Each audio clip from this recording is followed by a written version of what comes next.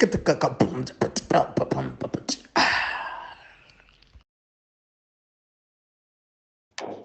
is up, everybody? This is Mr. Extrodin back with yet another video. This is African Frame podcast. If you do not know what African Frame is, just know that it is a podcast where we dissect films.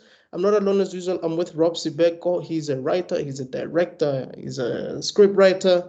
He has 4 books out. The latest one that he has is Jin's War. Do check it out. I'll leave a link in the description below. I have myself a copy. Please do get yourself a copy. Let's get back to reading, guys. Trust me. I think nowadays we have like a short attention span. I think we need to challenge ourselves into like reading books again. There's something missing somewhere about us doing these short tidbits of stuff. I think sometimes we even forget to spell something that you used to spell properly back in the day. Now you have to Google certain words. Yep. Easy words. I don't know if you know what I'm talking about, Rob, but I feel like things have changed now. Yeah. Well, beautiful is still a nightmare for me to spell, so yeah. The word beautiful, really? Yeah. So it's like A-E-I-O-U, all the letters next to each other. Every time I'm typing, I'm like, crap.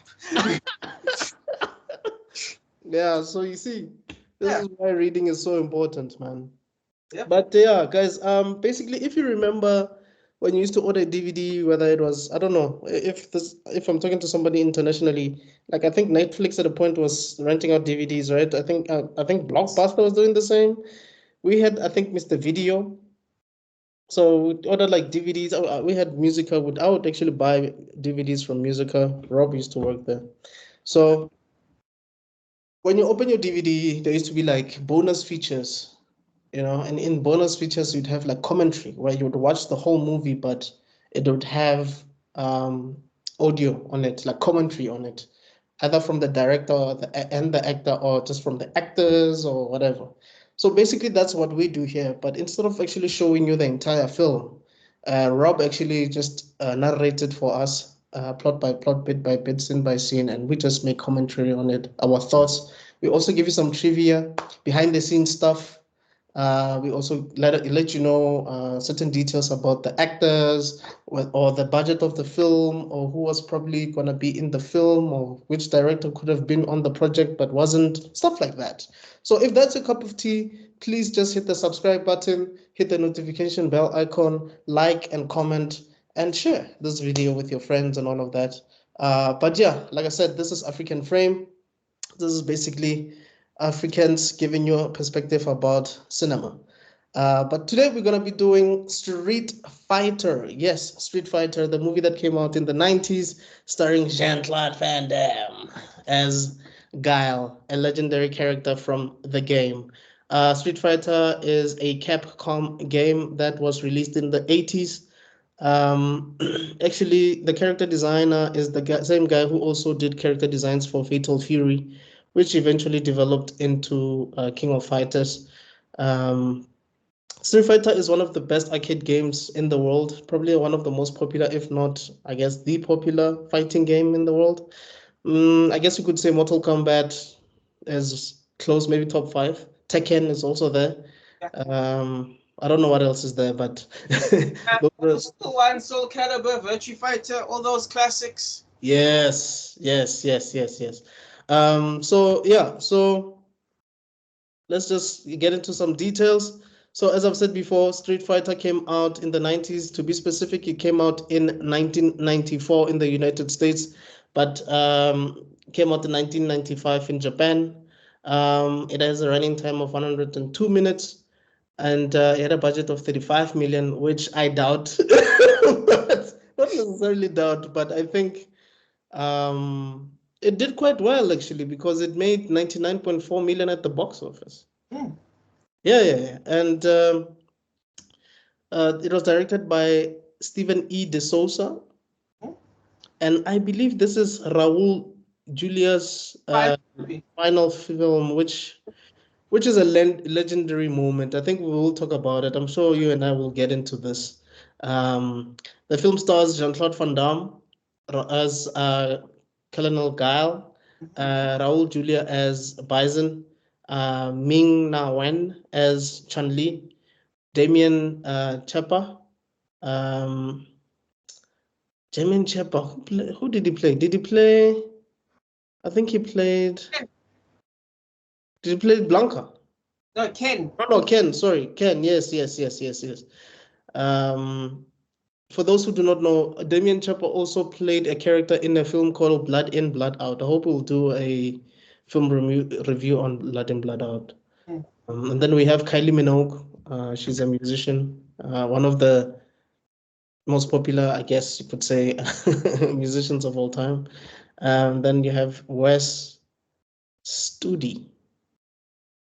He plays Sagat in Street Fighter. I think also someone that we really need to mention is Byron Mon, who plays Ryu. Yeah. So that's basically, I guess you could say, the main cast. Yeah. And yeah, so let us just get it into some of the trivia. You know, this movie, I don't know when Mortal Kombat came out, the first Mortal Kombat came out. When did it come out? I'll tell you why I'm asking. Let's see. Do you know? I know it was in the 60s. Oh, 1992. 60s? No, man. Movie 1990. Yeah. Sorry, the 90s. That's what I meant. That's what I meant, the 90s. It came out in 1992, right? The reason I'm saying this is when they created Mortal Kombat, the guys that came out with Mortal Kombat, the guys from Midway, Ed Boon and John Tobias, no? They wanted Jean-Claude Van Damme to be the main character of that game. If you remember, there's a character called Johnny Cage that looks exactly like Van Damme in the first one, and Van Damme from Bloodsport, dog. I don't know if you remember this. Just give me a second. Johnny Cage, Mortal Kombat.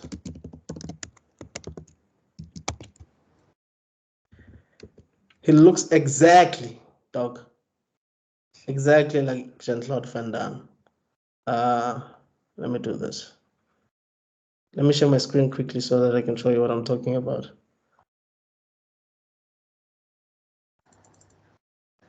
Do you see that?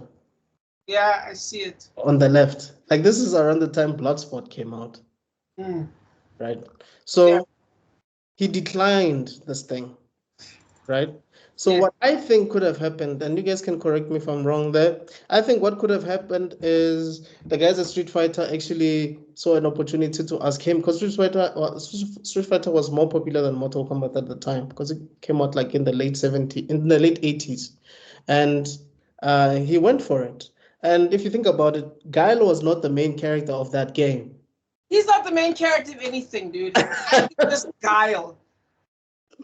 Like, some guy is going to fight Bison. I'm gonna need you to calm down, sir. Okay, for those who do not know, I don't know who you might be, but Street Fighter, the main character of Street Fighter is Ryu.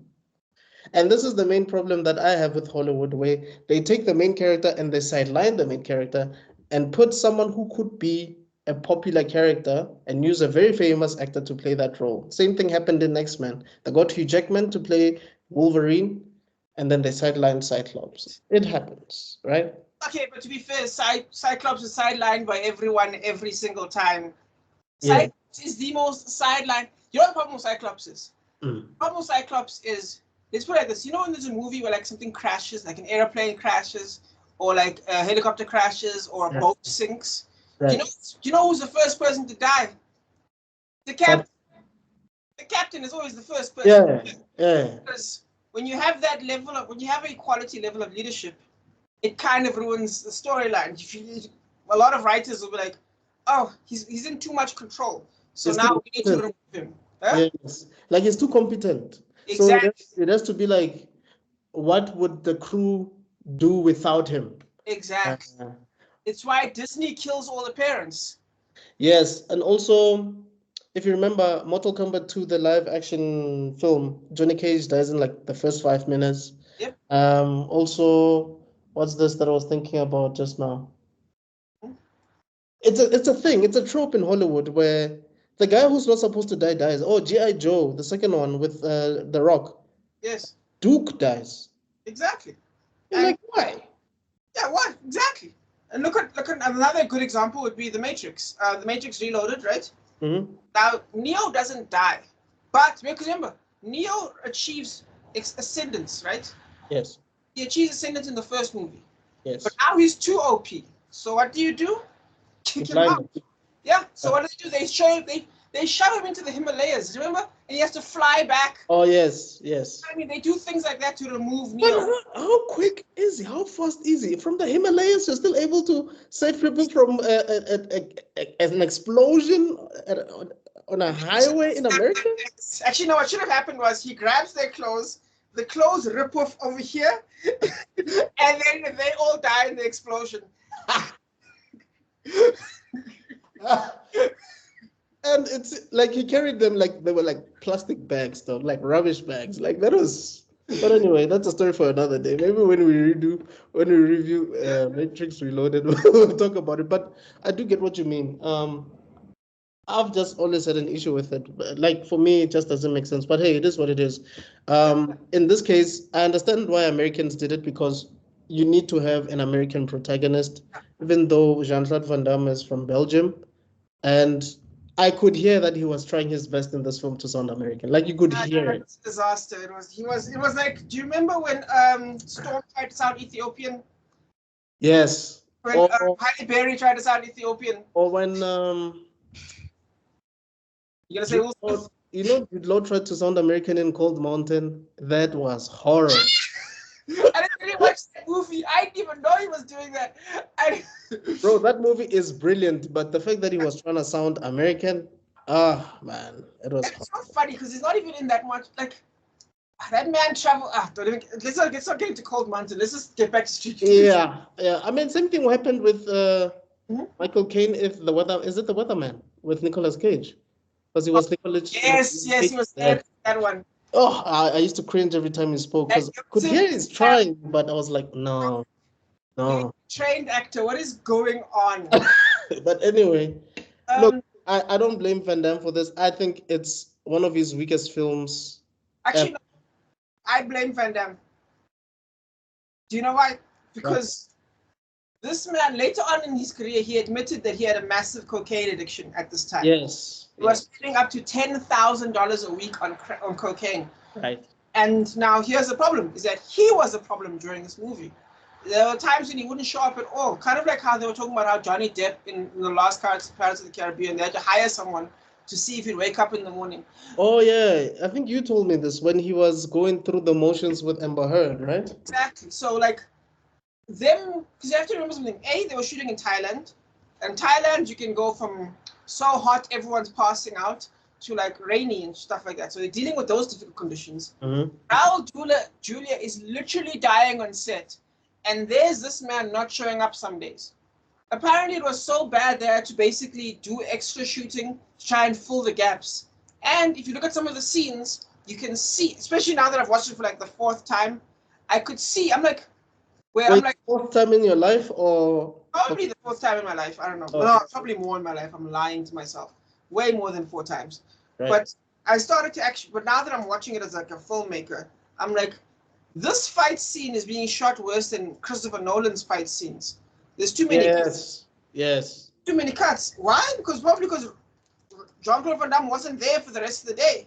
Because remember, it takes more than one day to shoot a fight scene. Yes. And you have to know something, Rob. Jean-Claude Van Damme is a person that shot in Hong Kong, which is like, it's like saying we're all soldiers, but those guys over there are Marines. Because shooting in Hong Kong is brutal, and it requires a lot of skill. Do you know what I mean? Like you have to be able to be skilled on your feet. Do you know what I mean? Really? Yeah, dude. Shooting in Hong Kong, they used to be so intense that they used to hit people for real. In a lot of Hong Kong film sets, people have talked about this. I think Cynthia Roth talked about it. Jean-Claude Van Damme definitely talked about it. What did they say? Because remember now, in order to make the fights look realistic, right? Normally, what you swing past like this, right? So what they'll do is they'll hit you, but softly. Oh. So they arrange the punch. Do you know what I mean? Right. So what they'll do is like that kind of stuff. So and then sometimes what they just do is just shoot. Hey guys, we need to use this dock. let's just shoot anyway. And then they'll do a gunfight scene on a dock where they're not technically supposed to be. Right. I'm talked about that kind of stuff. Apparently they did that in, I forgot which one now. But yeah, so like, you're a seasoned actor. It's like being a professional chef and then acting like this. Do you know what I mean? And now the film looks like this. So I feel like... Because I didn't really feel like I'm watching a Van Damme movie. It doesn't feel like a Van Damme movie. Yes. You know what I mean?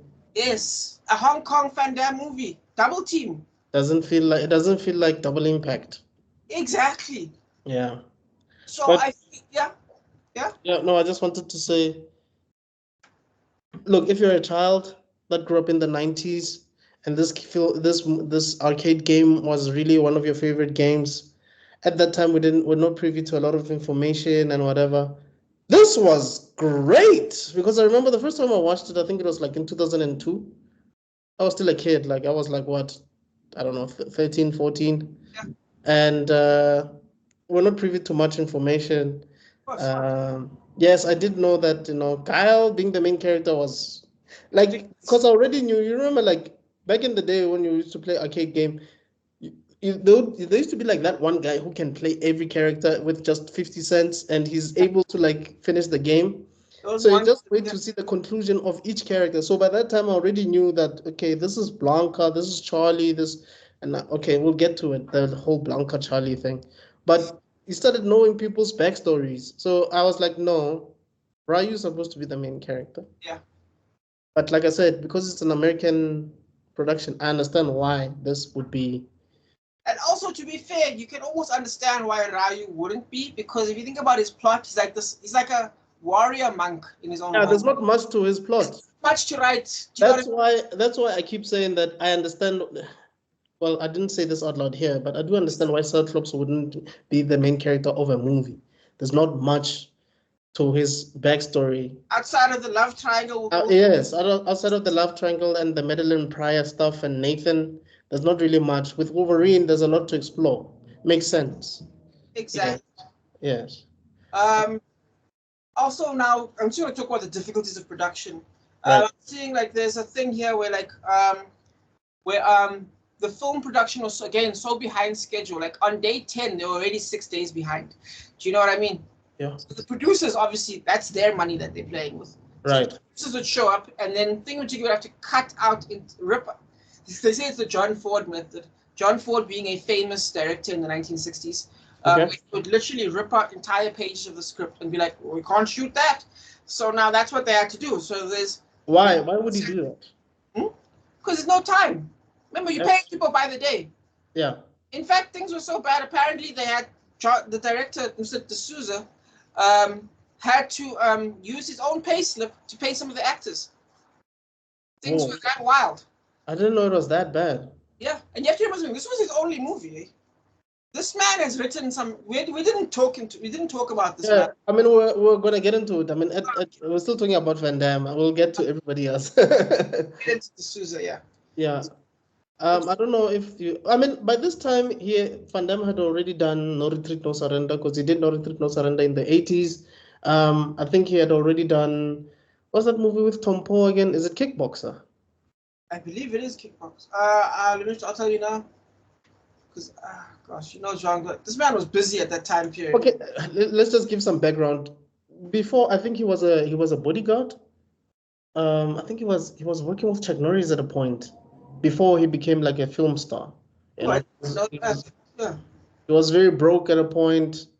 I still, like, you guys can correct me in the comments about the bodyguard thing, but I do know that he was very broke, because I saw that interview when Christian Harloff was still at Collider. Yeah, he was Kickboxer. Yes, yeah.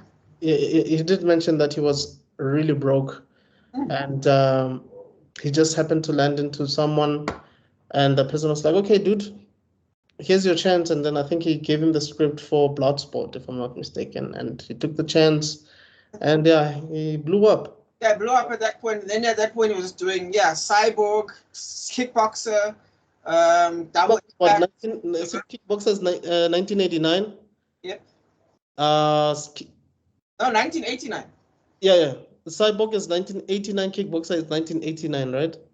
Yeah. Then Lionheart is 1990, as well as Death Warrant. Mm-hmm.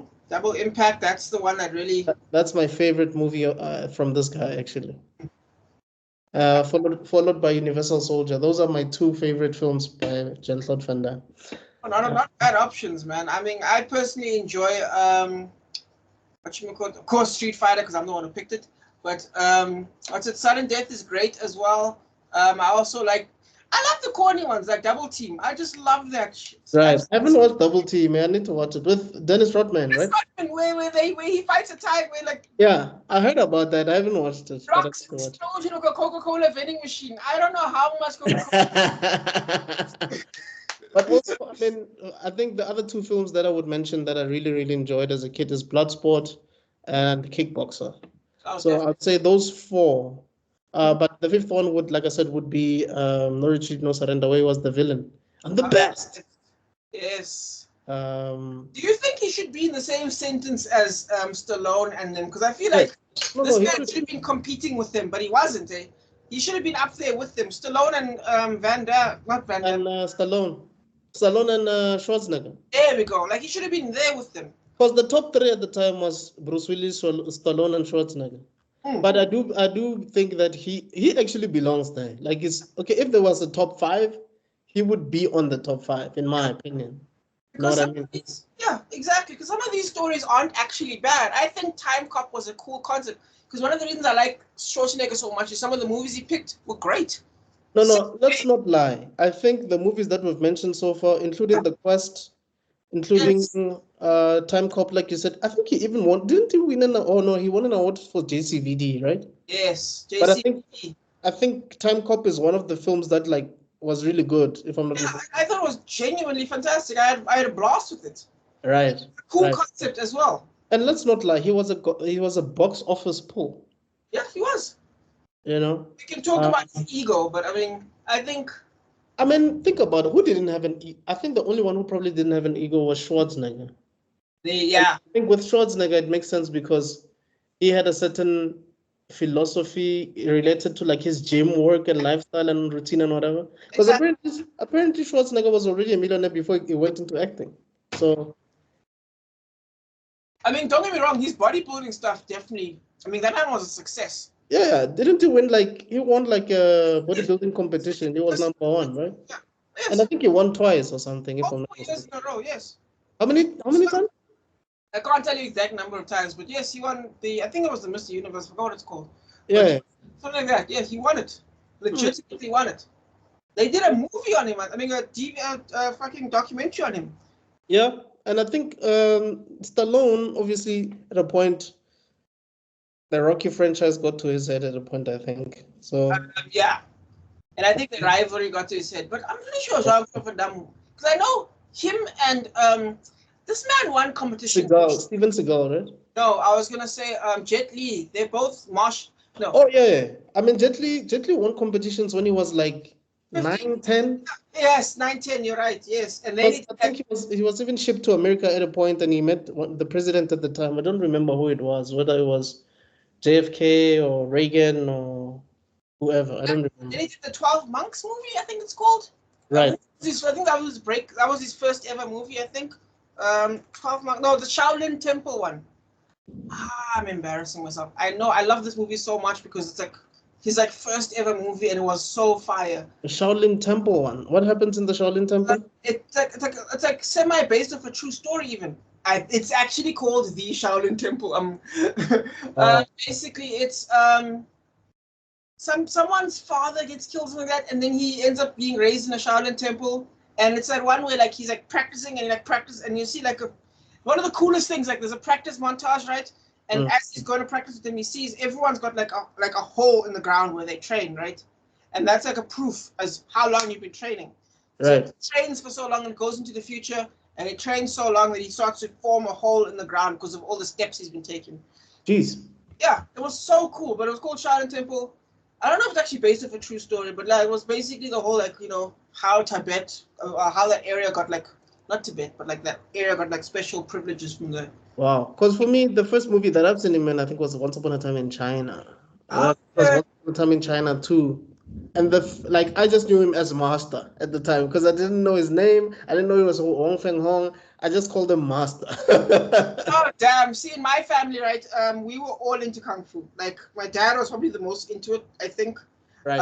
But then I obviously took over, like, and I would watch so much kung fu. I think Right. he used to play kung fu, and then yeah.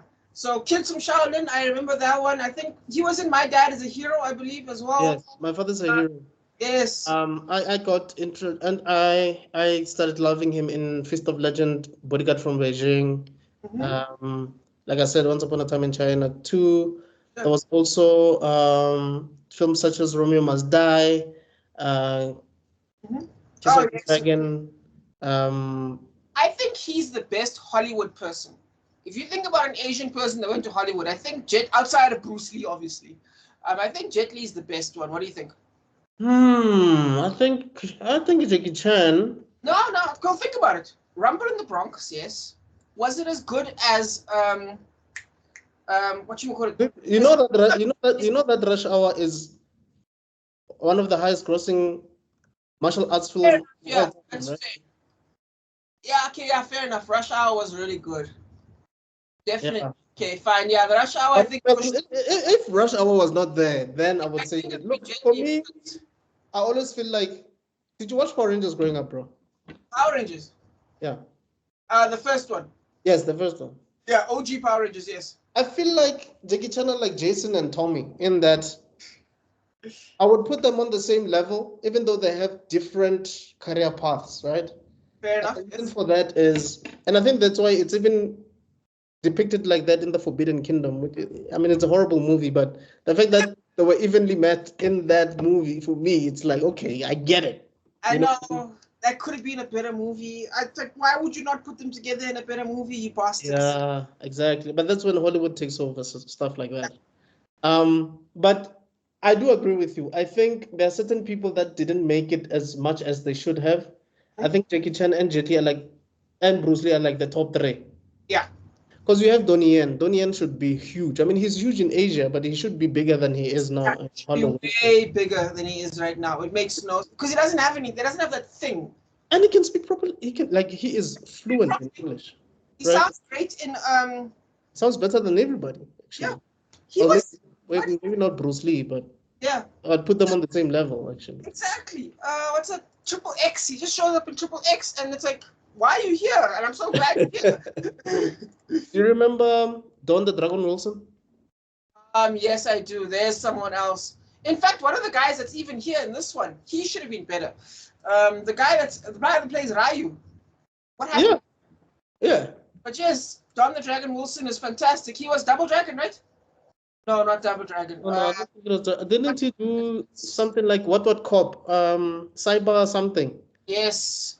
He did a few 80s classics, dude. Yeah, man. It's just that I feel like he didn't blow up for long.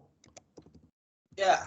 But someone did mention that the Dragon Wilson's movies like tell you the plot. Like they tell you the plot before you, like they tell you what the movie's about, like his titles. Yeah. His titles. Yeah, I'm going to beat up these 7 guys. No. But he was like, he is a proper martial artist as well. Like he was a kickboxer. Yeah. An 11-time world champion who scored 47 knockouts in 4 decades and has been called by the star system ratings as perhaps the greatest kickboxer in American history. He has disposed of more quality competition than anyone we've ever ranked. You see? And watch Steven Seagal would still be like, I can beat him. Steven Seagal would still be like, I can beat him. So let's see some of the movies that he's done. Whoa, no, this guy was not playing around. The one I know. That's the one we all know, Blood Fist. In the same way that Jet Li has Once Upon a Time in China, this man has the Blood Fist series, and that's how I know him. For me, yes, Blood Fist, but not that. It's I did a lot of Blood Fist 6. Yep, that's why I'm like, that's how I know him. 6. Hey, you was even in Walker, Texas Rangers. 8 Blood Fist movies. 8, dog.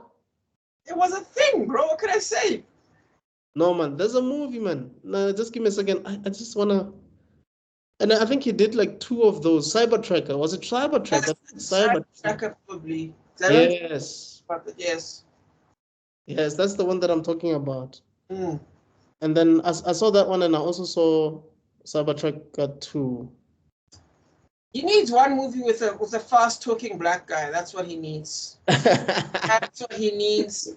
But I think I've watched Moving Target. I think I've watched Moving Target as well, if I'm not mistaken. I think I've seen that one as well. I don't know Future Kick. I feel like that's what I don't know. Black Belt, I'm 20% sure I've seen it. Out for Blood sounds familiar. Is it still Don the Dragon? Yeah, this is all Don the Dragon. This man's list is huge. Yeah, it's huge. Like his face in the cover, something like him in the background. No, this man starred in a bunch of stuff. I do remember his cameo in Moesha. I remember that episode very well.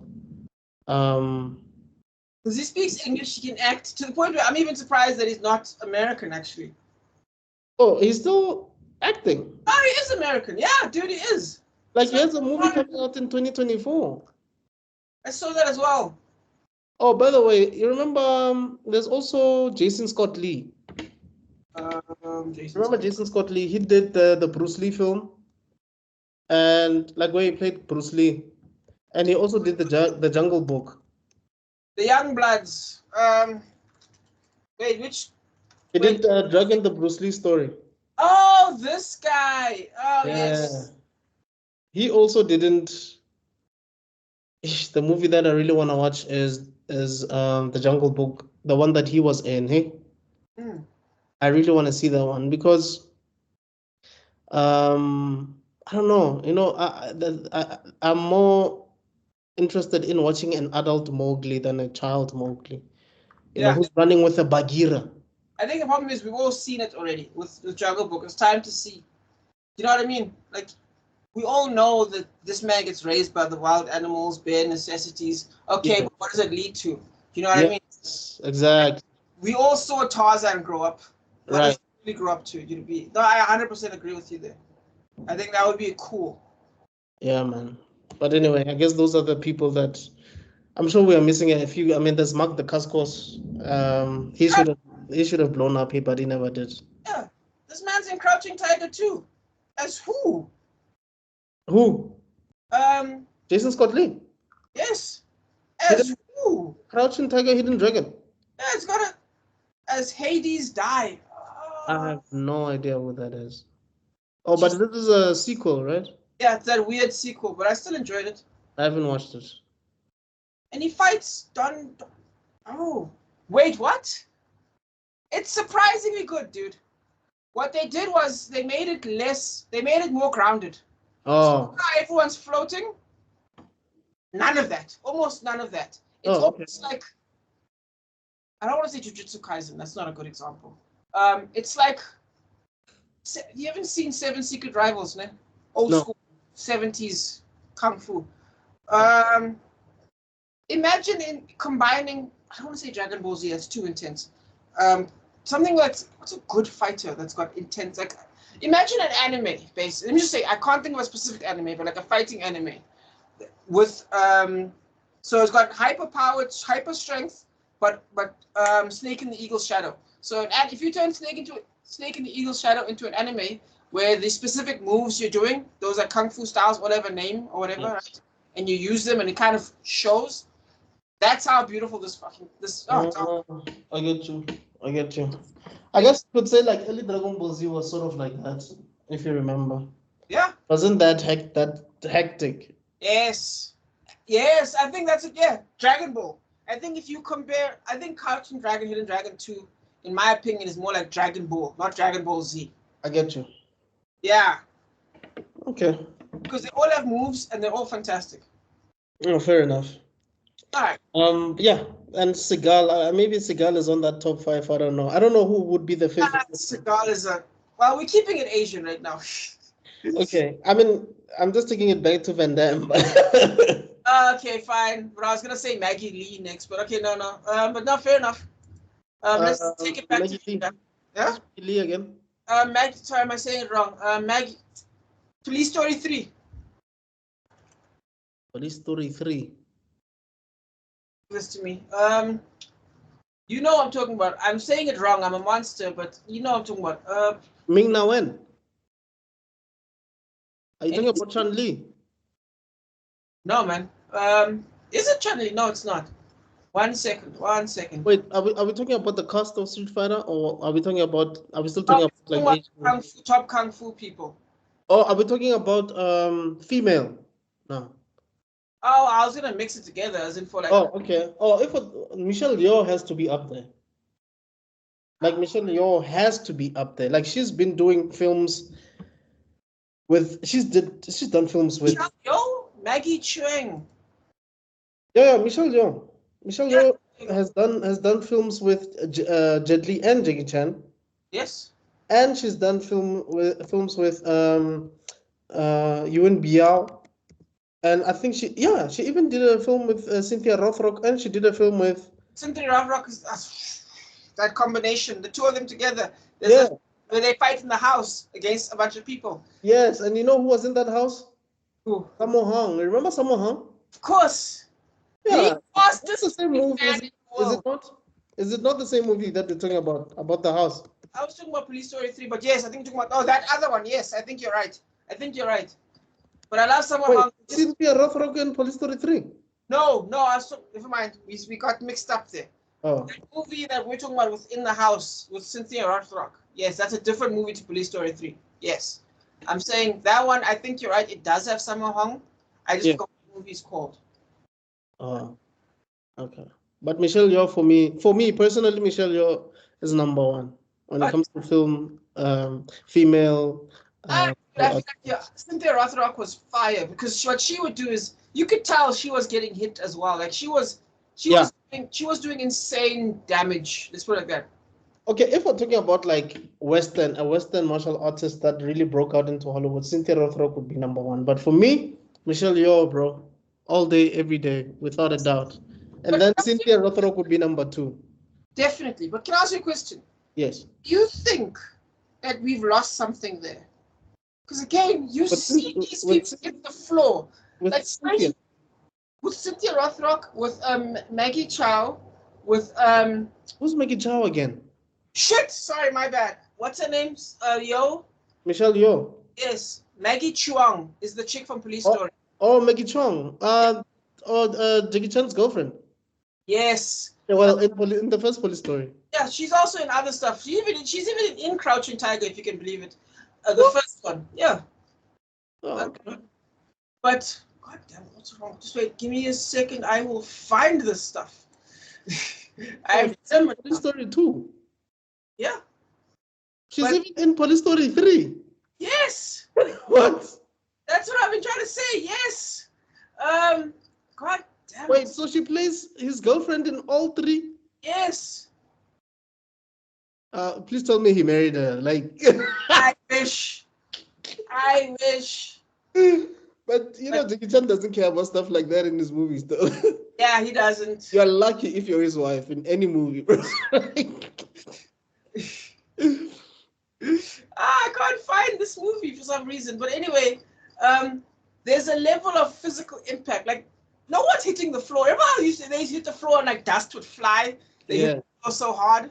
Yeah, people are not doing that stuff anymore. But no, shout out to, and remember, like, these people were doing these movies back in the days where it was really tough to be a martial artist, a female martial artist. Yeah. And like, I don't think even actors were, like, people used to get hurt for real back in the day. Yeah, and they just move on. Can we get a replacement? They just move on from you. But you know what? I think there's someone that we're not mentioning. It's just that these people are not as big as they should be, maybe like globally. But okay, obviously we spoke about Bridget Lynn before. She's also like big. She was in the first Police Story film. Mm-hmm. She's the one that was working for for the villain. But I wanted to talk about this lady that came to mind now. There's two ladies that I want to talk about now. Mm-hmm. You remember Rumble in the Bronx? Of course. The lady who was the convenience store like cashier. Basically, was like played a similar type of role as the girlfriend in Police Story. Yes, where she's not a fighter, but she's still kind of.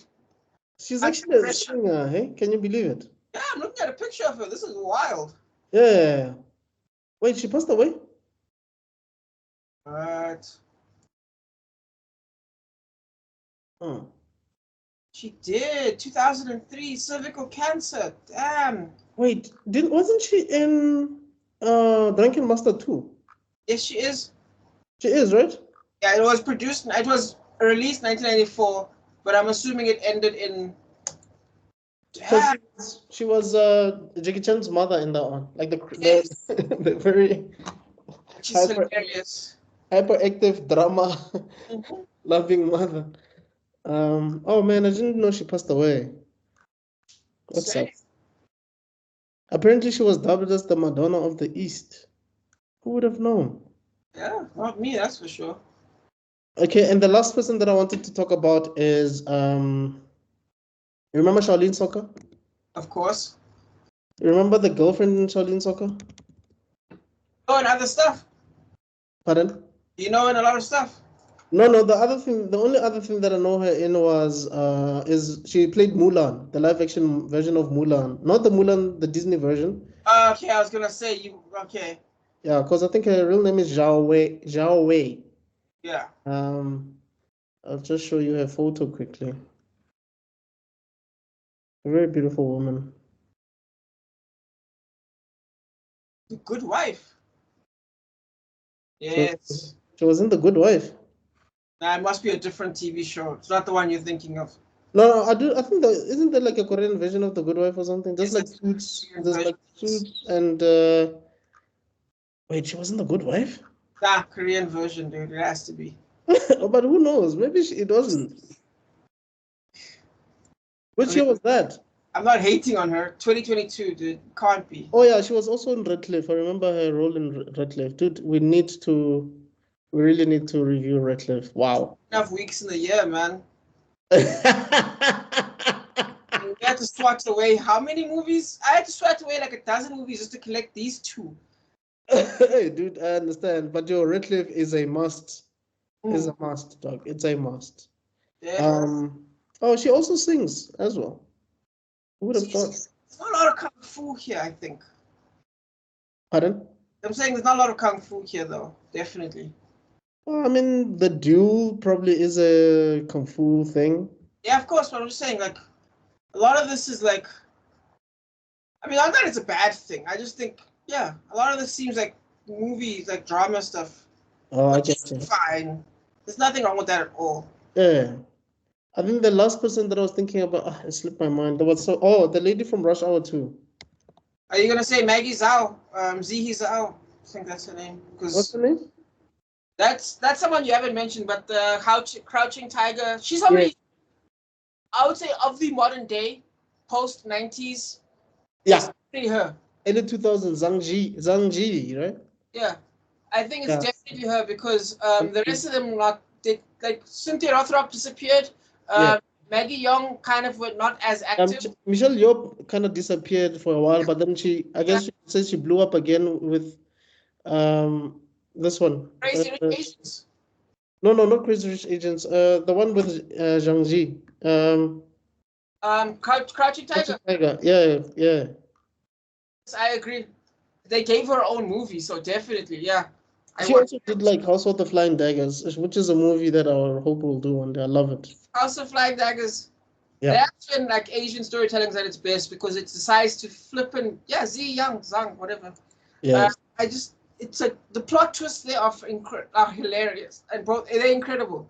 I fucking love the plot twist in House of Flying Daggers. Same here, bro. I think you're the first person who actually gives it props because I remember talking about this movie with Tebello and they just seemed like they were not really giving it the props that I wanted them to give. But they convinced me. Look, I'll say this: it got me. Like that movie got me as well. Like the number of but you remember this is the time where a lot of movies used to do plot twists. Like this one did a double, yeah.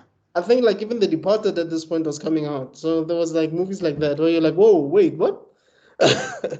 Dude, that one had so many, I didn't know what was going on anymore. And I'm like, that's a movie that's technically based on 3 movies that's based in Asia in the first place. That's an Asian remake. Oh, really? I didn't know. Oh, yeah, you're right. Isn't it based on a book or something even? You're wrong, but I think it's even based on a book or something. I know an Asian movie came first, definitely. But yeah. Okay, guys, I know we're still on Van Damme, so let's move on. Oh yeah, Hong Kong for Kung Fu. Yeah, we're on Hong Kong. Yes. That was a major tangent. Because it doesn't make sense that these fights look like this. That's why we went on this tangent. Yeah, that's how we got to this. Because remember, this is the 90s. These people could still get hit in the head. Do you know what I mean? Like, but I think the director who did this was probably not, like, they probably just didn't. That's why I'm telling you, like, the 30 million budget for me was not spent on fight choreography at all. Like, I don't think. Actually, I'm probably going to talk about that later on, because I think it was spent on the location, and because this thing is shot beautifully. If you actually think about it, set design is fantastic. Or even if it was based on if it did have fight choreography, it was not for Jean-Claude Van Damme. It was for the other actors here and there.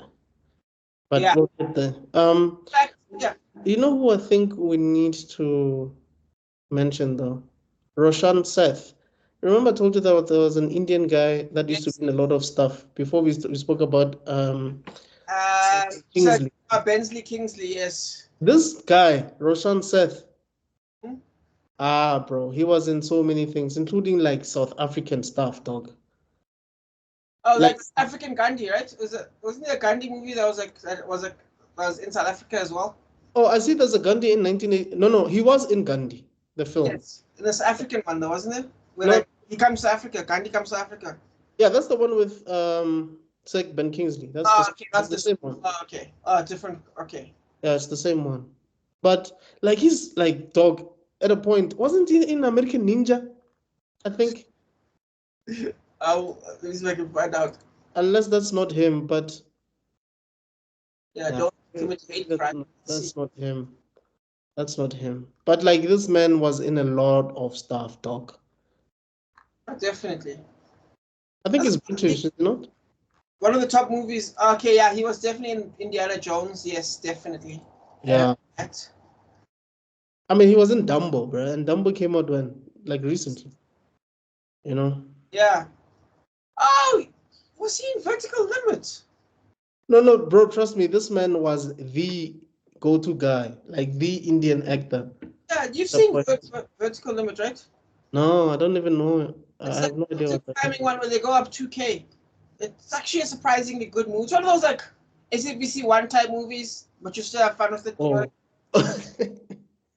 Friday action night. Maybe not that, maybe not that bad. But like definitely SABC 3. Let's put it like that. Oh. Okay. Yeah, you know what I mean? Where it's not utter trash, but it's still action fun. I get you. Yeah. Okay. Yeah, so that he plays Dalism in this movie. I feel like he honestly refused to get his head shaved, but they just forced just at least to show it for like a few minutes, like a few seconds, just show the bald cap. Because in my head when I was watching this movie, like, when did you shave your head, buddy? Like, people were running away, stuff was exploding. Yeah, when did this happen? Is it this was the acid on the giant Drinko Pop Oros acid? Is that the Drinko Pop acid? Green Sigs at Mountain Dew. The biggest IVs I have ever seen in my life. I'm like, because when I saw it, I was like, wow, this looks so unconvincing. I'm shocked that this movie cost 30 million. I'm shocked. I'm going to defend this movie a little bit, actually. You're going to see, I'm going to defend this movie. Okay. Because, again, it's a guilty pleasure of mine. That's why I picked it. Because it's a movie I always have fun with. But there are genuinely bad things about it, and there are genuinely funny things where I actually laugh out loud. And other parts where it's terrible. We have Ming Na Wen. Of course, beautiful woman. She's Mandalorian. She was also in she voiced Mulan actually. Yes, I was shocked by that. And she made a cameo appearance in the live action as well, apparently. And she was in Agents of S.H.I.E.L.D. And then she played a detective. Whoa, I can't hear you anymore. What's wrong? I can hear you now. Yeah. Okay. And then she was in Blue Eye Samurai. That's the best part. That's probably the best one. Dude, she was in ER. Oh. And she was in the Batman, the cartoon. She was Detective Ellen Yin. Oh, she's in Yosuke as well. Yes, they put her in everything. Netflix was like, we got a 20 movie deal with you. Yeah, like dude, just sign a multi-million dollar contract deal with us, and then she was in Phineas and Ferb. That's funny. She's not. She still looks young. Like how? Like, Hey, dog. Final Fantasy, Ralph Breaks the Internet. which I honestly think is an overhated movie. What, Ralph Breaks the Internet? No, Final Fantasy. Which Final Fantasy?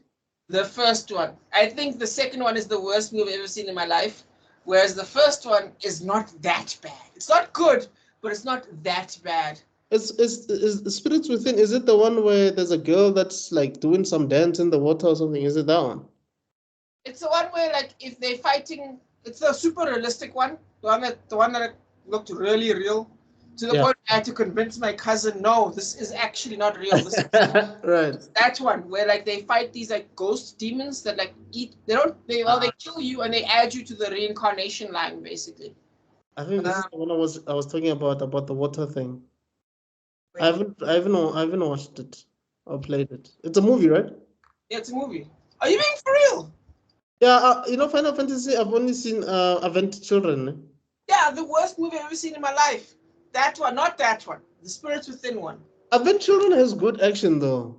Yeah, it does, but God, but the plot doesn't make sense. Doesn't make any sense. I know people are probably watching this and it's like, Nani? Nandayo, because he likes Sephiroth so much. But the thing is, I think it was tying into the games, and I didn't play the games. So yeah, that's worse. It's worse. It's worse. I wish Tebello was here to defend himself. It's worse. Can you imagine? In fact, there's a DVD you're supposed to watch, right? There's a movie you're supposed to watch before the movie. You can go to hell. I must watch a movie to watch a movie. There is an anime, a 2D anime version that shows, because you remember Claude had this friend who was dating the girl who died in Advent Children, I think. And it shows how he dies or something. Yeah. I know the things. I've watched a lot of lore on Final Fantasy. So you're not talking about Cloud's best friend. They made a movie about him actually, and the guy who has the sword, who gave him the sword or something, right? Yes, with black hair and stuff like that. Yes. And this was all when him, that guy, and Sephiroth were all hanging together, still working together or something. Yes. So I know all that stuff, and I still think that's one of the worst movies I've ever seen in my life, because it's like, you know, when you watch a tweet out of context, that movie is in existence out of context. Do you know what I mean? Wow. Is it that bad though? So much. I hate it so much. I just like the characters, I mean, I like Vincent Valentine. I like Tifa. It's amazing. As a bunch of collected TikTok videos, scroll through scene, fantastic. But it's a 2-hour experience. No, unacceptable. No, I agree with you, because we were like, whose mother? What's going on here? Yeah. Like, dog, we were so confused. Dude, like, this guy's like, hey, we're one of the 3 children of the something. Let's go attack Cloud, and then why? And then he goes to show up to Tifa, and then Tifa like fights him off, and it's like, why? And then there's like this kid called Denzel who gets way too much screen time for no reason. Dude, it's like, why? What's happening right now? You do know that there's a remake of Advent Children, right? Where they changed the character designs a bit. And there was a whole thing because some characters looked way younger than they should have. But anyway, that's a story for another. What I'm saying is, they gave so much energy to that, whereas Spirits Within is a storyline about the world being pulled into this weird post-apocalyptic experience because there's a spiritual element in life that human beings have ignored, and now it's not striking back, but it's like reacting. And this spiritual element, because human beings are struggling to embrace it or understand it, they end up just making it worse because they attack the spiritual element, right? But the way they're attacking it just feeds off it. It just kind of spreads more of these things that kill people. But it doesn't really kill you. But it does add to the cycle of reincarnation. But of course, and it's like, do you know how much reincarnation-based anime stuff there is out there? Can you tell me? Name 5. Can you? Reincarnation stories. It's based on proper reincarnation. Well, are we talking movies or series or? Movies, series, where like Knights of the Zodiac is one. Yu-Gi-Oh is another one. Yeah, but now Yu-Gi-Oh, right? And then remember, Yu-Gi-Oh is like you get to see old souls, right? Yes. But with this one, if you die, you die. Do you know what I mean? You don't get to meet the old souls. You kind of have to take a chance. Do you know what I mean? And just kind of, do you know what I mean? So like Knights of the Zodiac. I'm not sure about that one. I haven't seen that. Or Sensei. I remember Sensei. Pegasus Meteor Punch. I think the best way to example would be, I don't want to say what the dreams within with Cuba Gooding Jr. and Robin Williams. But basically the idea is there's this whole other religion almost, well, this other existence that's like beyond religion, and like these people are trying to fight it, and they have to realize they're not supposed to fight it. It's such a cool idea. Do you know what I mean? No, I have to watch. Such a good idea. And instead of expanding on it and giving us a sequel or something like that, we just get nothing. Yeah, I have to watch Spirits Within. Sounds interesting. Yeah, because it actually destroyed the studio. The movie didn't make enough money because they decided to go hyper-realistic. Like, they went so realistic that Square Enix built an American studio. Like, I mean, they physically built a studio in America to do all this hyper high-quality rendering that no one had ever seen before. But and it cost them hundreds upon hundreds of millions of dollars because they thought to themselves, okay, if this blows up, it'll be easier to make more. I liked it. I didn't hate it. It didn't blow up. It's a 6 out of 10. 6, 7 out of 10, that's never going to blow up. So because of that, this entire section of Square Enix, bankrupt. Yeah. Yeah, no. But look, man, even though it didn't blow up, I mean, Final Fantasy is still huge. Yep. Well, Square Enix isn't anymore, but Final Fantasy is, yeah. Yeah. I mean, the Square Enix at the point was really big, though. I mean, they produced some really, really good stuff. Yep. I can't list them out now, but I remember at a point, anime, you could say was like Square Enix. There's a Square Enix era of anime. Yeah. And they're buying other studios. Crystal Dynamics was a part. I think Crystal Dynamics was a part of Square Enix. I can't remember. What is Crystal Dynamics? They're the guys that make Tomb Raider. So the guys that do what? The guys that made Tomb Raider, Hitman, and the Hitman series, the Tomb Raider series. Oh, is it? Yeah. And then they kind of went out of business and they were bought out. But I think they were a part of Square Enix. And then Square Enix started losing money because Final Fantasy 15 was supposed to save them, and it didn't. Even though it was successful, it didn't save them. So I had to start selling off stuff. And I believe Deus Ex, Hitman, and Tomb Raider had to be sold off in order to keep Final Fantasy alive. And then remember, when Final Fantasy 14 came out, it flopped. Final Fantasy being the online game. Right. One you play online, perpetually online, kind of like World of Warcraft. And then... Is there a Final Fantasy film that actually made it? No. Well, I guess no. In terms of filmmaking, nah. I think they gave up. Despite the fact they had the best graphics, they gave up, I think. Wait. Am I talking nonsense to think that Square Enix did anyway? I see they did manga, but they did games. They made Final Fantasy anime that exists that used to play on SABC on DSTV. On Animax, right? Yes, that weird ass. Like 2D. That was 2D. That was not 3D. So weird. I still watched it though, but I need to watch it. You don't have to. It's not great, but you know what? You know what something's on. Okay, I guess kids today wouldn't understand the concept of something is on. Let's go watch it. Yeah, because they can change the channel whenever they feel like it. Exactly. We had no choice. Anyway, guys, we're still on May now, but yeah. So I mean, yeah, she did like Kingdom Hearts 2, Sophia the First. I think you mentioned those as well. Maybe we should mention which I haven't seen yet myself. Who? Yasuke, the Black Samurai one on Netflix. Oh, was she in that one as well? Yeah, 4 episodes. Jeez, like, what hasn't she done? Dog, I don't even know, dude. All I know is Star Wars: The Bad Batch. She's the bounty hunter in one of the seasons there, and of course in the Book of Boba Fett, where they make her OP as all hell. In fact, she's OP in all of these. Okay. In all the Star Wars, she's like this super assassin, basically. I don't even know how to explain it. Okay. We have Raul Julia. Yes, Raul. I know him as Gomez in the Addams Family. Like that's how I got exposed to him. He was a Puerto Rican actor. Classically trained, but super talented. I believe he's got an Oscar. Yeah, he's got an Oscar. Dude, he carried this movie with his back. Oh, definitely. He carried like his act. Like he could have easily played an MCU villain and he would have killed it if he was still with us. Like that's how good he is. Like you could see. I mean, sure they tried to make him campy here and there, but the level of acting this man has eclipsed the campiness like 99% of the time. Yes, in fact, there's actual elements where I realize now, in fact, now rewatching it now for this thing, I realize now this movie could have been slightly less trash if we had better actors.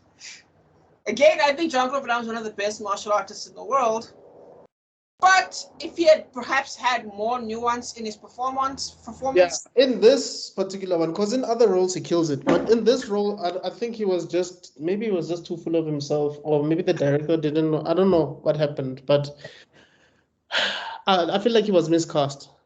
Yeah, definitely, 100%. And then of course Ken and Ryu. Ken felt miscast to me. I felt like they got a bad. Yes. Yeah, no, Ken also felt miscast because I mean, there's even a part where he speaks Latin, Spanish, I think. Yeah. Like where he's asking, like, who are you? I'm like, Ken Masters is supposed to be like American, dog. American, yeah.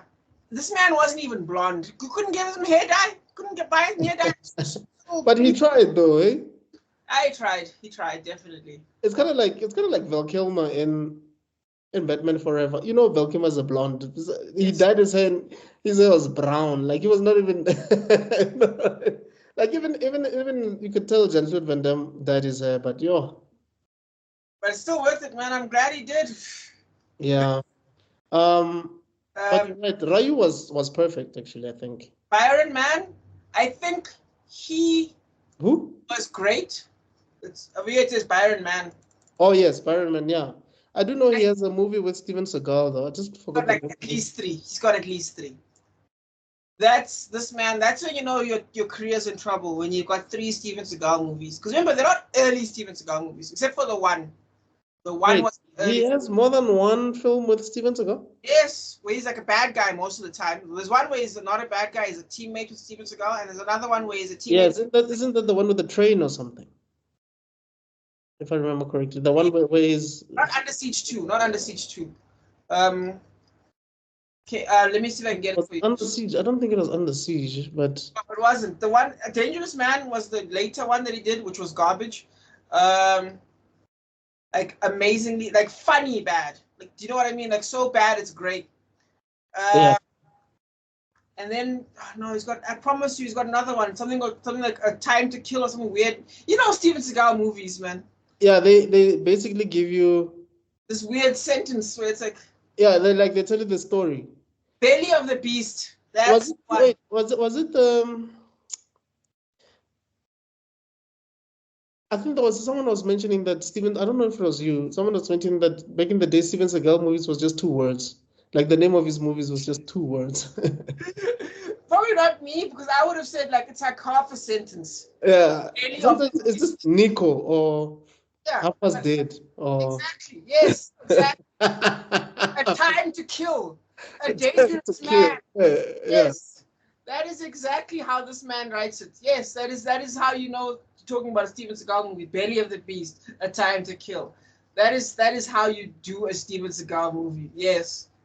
Wow. There's one called True Justice. It wasn't Crime Free, man.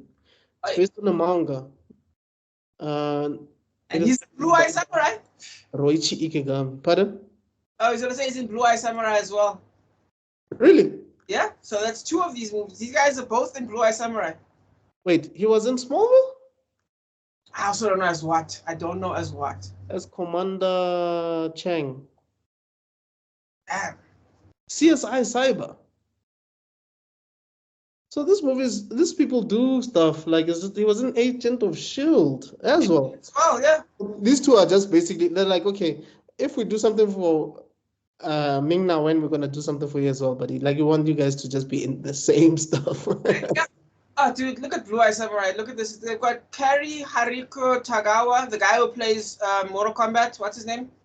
Your soul is mine. That guy, Shang Tsung, guy who plays Shang Tsung in Mortal Kombat. He's in.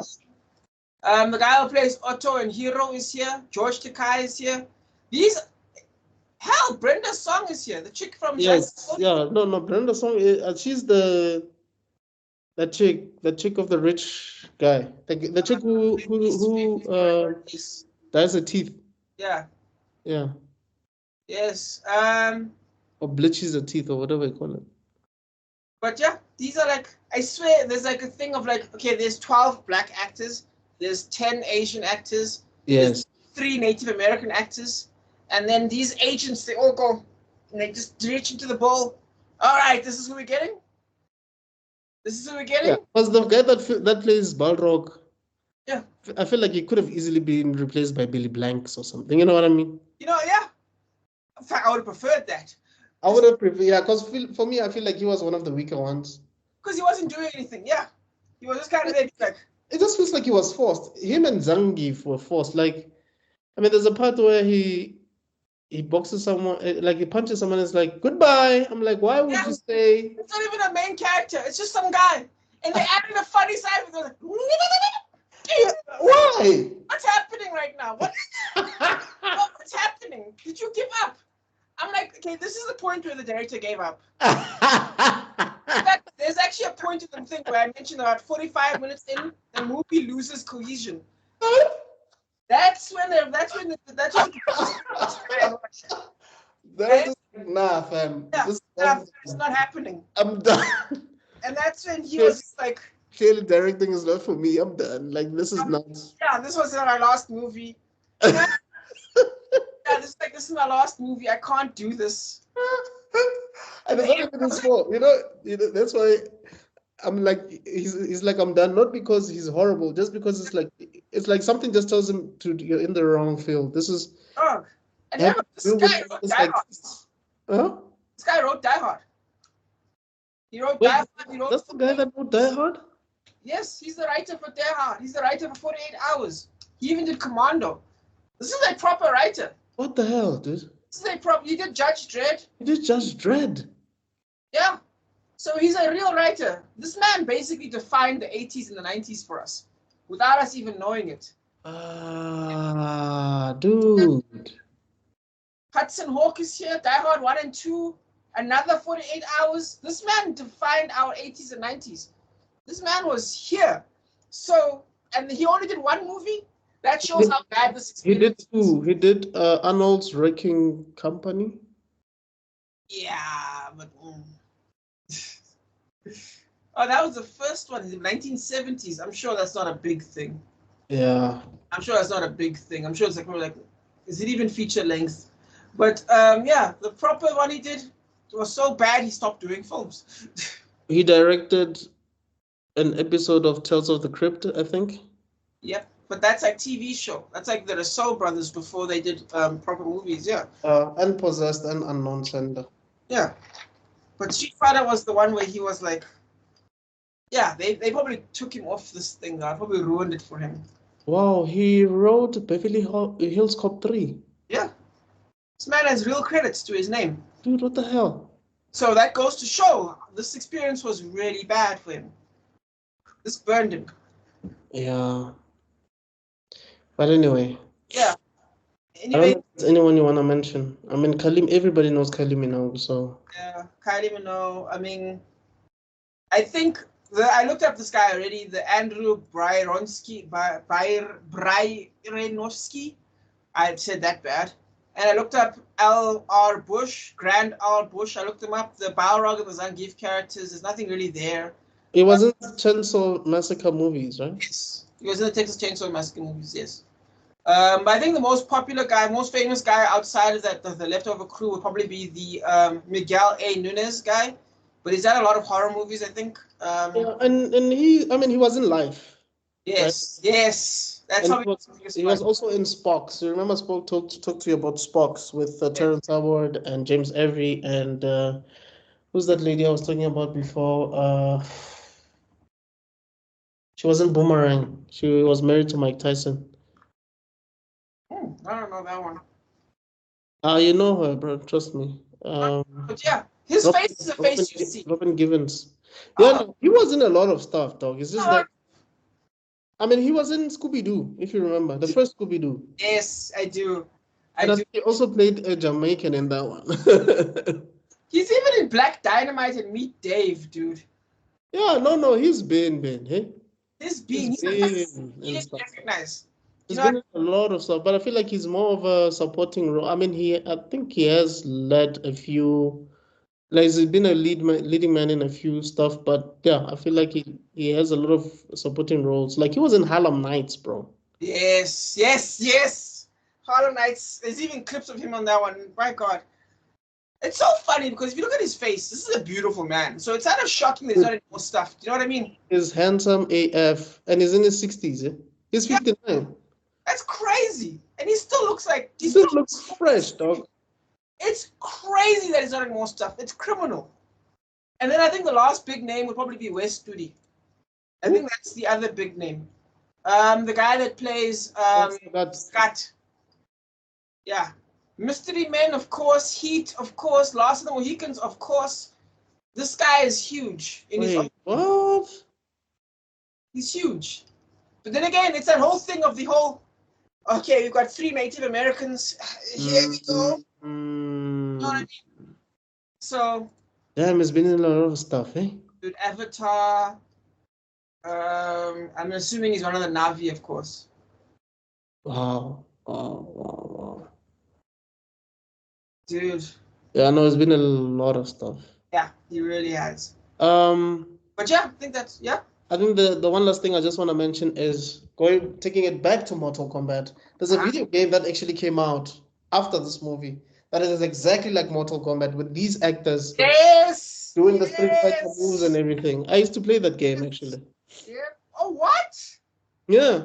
You're lying. You actually know what it looks like. Like you actually. I played it on PC maybe 12 years ago or something. Damn! How was it?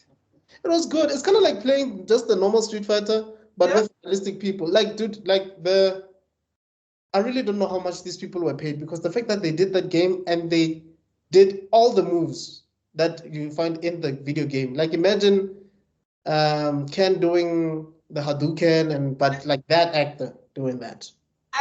I think if I remember correctly, this filming was so chaotic that they got the actors to almost immediately do it. To do the recordings of their body movements. I think they got almost immediately. I think that's what I can't remember, but I think something like that. Yeah, for the game. Like the game was being made same time basically, and they were like, come. And then it seems like this movie was supposed to blow up. This movie I think was supposed to make some actors. It was supposed to Oh, it was supposed to blow up. But it didn't. I think nobody talks about it. Yeah, people I know some people do. But I think people like us had fun with it. But the critics were like, this is ridiculous. Yeah, we were kids, dog, so obviously we would have loved it. Yeah. Yeah, of course. We weren't paying attention to the fact that I'm going to get into it. Like, why is the Ryu fight intercut with the Bison fight? Yeah. Why is that mixed in? And I think I know why. I know why as well. I know from a... Okay, I'll explain it when we get there. I'll explain later when we get there, yeah. Yeah. Yo, dude, we're like an hour and 20-something minutes in and we haven't even... started this day. What can I say? I genuinely love Hong Kong films, even though I feel like I haven't watched any recently. Yeah. Is there anything that's been coming out recently? Since Hong Kong was taken over by the Chinese government, I'm not sure. Yeah. I'm not sure at all, actually. Oh, one funny thing. There's this guy, Kenya Suwada. I don't know why they put him in the movie. But he clearly can't speak English. Why are you here? You sound terrible. I think he was like an Asian, Japanese superstar, so I quickly put him in. Oh, the girl who plays the commander something. Yeah, and he's like, and you're like, what are you saying right now? Okay, Captain Sawada. Yes. And funny enough, I think he was in there for no reason. I'm sure there's a reason. This character actually originated in this movie and actually started becoming a Street Fighter character later on. Like this character doesn't exist in the games. I figured figured as much. Yeah, Well, he didn't exist at the time. I think it's also a situation where you put a celebrity in a movie. I think that's what's happening. So otherwise, why are you here? Do you know what I mean? Right. I think that's probably what happened there. Anyway. Yeah, maybe. I think you're right. I mean, he looks great. He looks awesome, but I feel like it's just like, no, this is probably going to be your introduction to Hollywood or something. Yeah, and then it turns out this nigga can't say hello. But it was not that bad, though. He was terrible, dude. No, bro. There's a part where like he puts up his hand and he has to ask a question, and you're like, Scooby-Doo could be talking right now. Come on. Scooby-Doo! And I would have been more coherent. Come on. More coherent. It was terrible. It didn't sound like, okay, maybe, I don't know. It didn't sound like every other Asian person in that room. Pardon? Remember, there's multiple Asian people in this movie, right? Yes. Can you even argue that he sounds the worst? I don't know. Maybe I wasn't paying attention. But I could hear him clearly, dog. Honestly. Okay, well, either way. Cool. But I'm glad that they did this whole AN thing, and basically you can see it's an international thing because everybody has their own accent. Kylie Minogue is Australian. Guile is like half Belgian, half American. You know what it reminded me of? Generations. You know how in Generations everyone speaks their own vernac? Yeah, people understand each other. They're like brothers. Like, and I'm gonna speak Zulu, you're gonna speak Xhosa, but we're brothers. We grew up in the same house. My dad is Venda, and he's gonna speak Venda, and then we all just understand each other. We just understand each other. Just flowing with each other. That's what you know. There's two things that I liked about with Generations was Rapulana. Oh yeah. Rapulana would be like, he's the one that started this whole thing out. Okay, let's say it's like he's saying something like, yeah, so what's gonna happen? And then the person says Angaz. You'd be like, Angaz yang. Like, you know. in Isdingo, where Jacob Zuma's daughter played a role in Isdingo. She was like the daughter of this man who was speaking Tswana, like Setswana. And then this guy said, you know, I regret not teaching you Tswana because I know your mom liked speaking to you in Zulu so much that you just started speaking Zulu all the time. I was like, you see, what I like about this thing was they tried to make it so realistic. Explain themselves. Someone probably they probably at the dinner table at Christmas, and then someone's like, why is it like this? And they're like, No, but Isdingo, they made sure though. They were not playing around. But anyway, that's a story for another time. Anyway, for the people who don't know what that is, that's a South African soapy. Two South African soapies, Generations and Isdingo. And I know Generations, I think there was a Generations in America, but it didn't make it. But yeah, this is a Generations in South Africa. It didn't have Ridge or Forrester in it, that's why. So. Yeah, no, it didn't have like a John Black or Bo Brady or something. Like, no, what's his name? Mourinho? Who? Oh, Stefano. Stefano, yes. He's in every single show, and you're like, but how? And he keeps dying and keeps coming back. Oh, it's like Spectra. Yep, you need one of those in your soapies. Anyway, let us start. Cool. Opening image is of a news report of M. Bison's reign of evil being ended as we end on Chun-Li being a news reporter at the point of a raid on M. Bison's base, the place called Shadow Lu. Which is Streetfighter fans. Weird because I don't think in the games Chun-Li was a... She's a policeman. She's a cop. Yes. Doesn't she work for Interpol? Chinese policewoman. Yeah. The Chinese, I think she gets leveled up to Interpol, but in the beginning she's a regular Chinese woman. Yes. But I think she ends up going up against Jury because Jury is tied to Interpol. So that's why the whole Interpol Chun-Li thing. But generally she's a policewoman in a full police uniform. Wait, is that a police uniform that she wears in the games? No, yes. Okay, no, she wears the outfit that she kind of wears at the end of the thing. But there is an outfit where she wears like a uniform, yes. And I think in one of the movies she wears the uniform, I think. But anyway, one of the Street Fighter movies, I think it's Alpha, I'm not sure. But yeah, now she's a news reporter. And Shadow Lu, the shadowy the shadowy organization that secretly rules the world is now a country. It's a place, bro. I was like, wait, what? It's a place. But it's supposed to be an organization, right? Yeah, I'm assuming it's next to Ranapur. I don't know if you know Ranapur. I know it. Where is that? Is that in Thailand? It's a fake place in Thailand for Black Lagoon. Yes, I was gonna say, because I wanted to mention Black Lagoon because I know it's like a place of like mercenaries and like criminals and like everybody stays there. Like even Revi stays there and Brooke and Dutch. Yeah, Like, exactly. that's where they stay. Shakalu, Ranapur, they have to next to Thailand. I don't know what's Johannesburg and Thailand are the two places where any writer can be like, crime happens here. Mexico, dog. Yeah. So yeah, I just thought that was interesting. Yeah. Anyway, they play it as that the AN, I call them the UN just to save time. Yeah, it's basically just military arm of the UN. I don't know what it even means. What? What does it mean? What does it stand for, AN? I'm going to assume Allied Nations. It's they apparently beat the militia, so now they've pushed Bison to his stronghold, even though they don't know where it is, but whatever. They've pushed him to his stronghold, which they don't know where it is. Okay, cool. We then move to an interior shot of M. Bison paying attention to the same report that Chun-Li is doing, while on the computer, on a floating computer system, which is actually kind of cool. I like that. They actually now there's a cool thing they do here, which I think is something more writers would do, which is why I think this phase of the movie was the phase this man was in control of before he started ripping pages out of the script. Right. But basically, they combine real life footage with dialogue.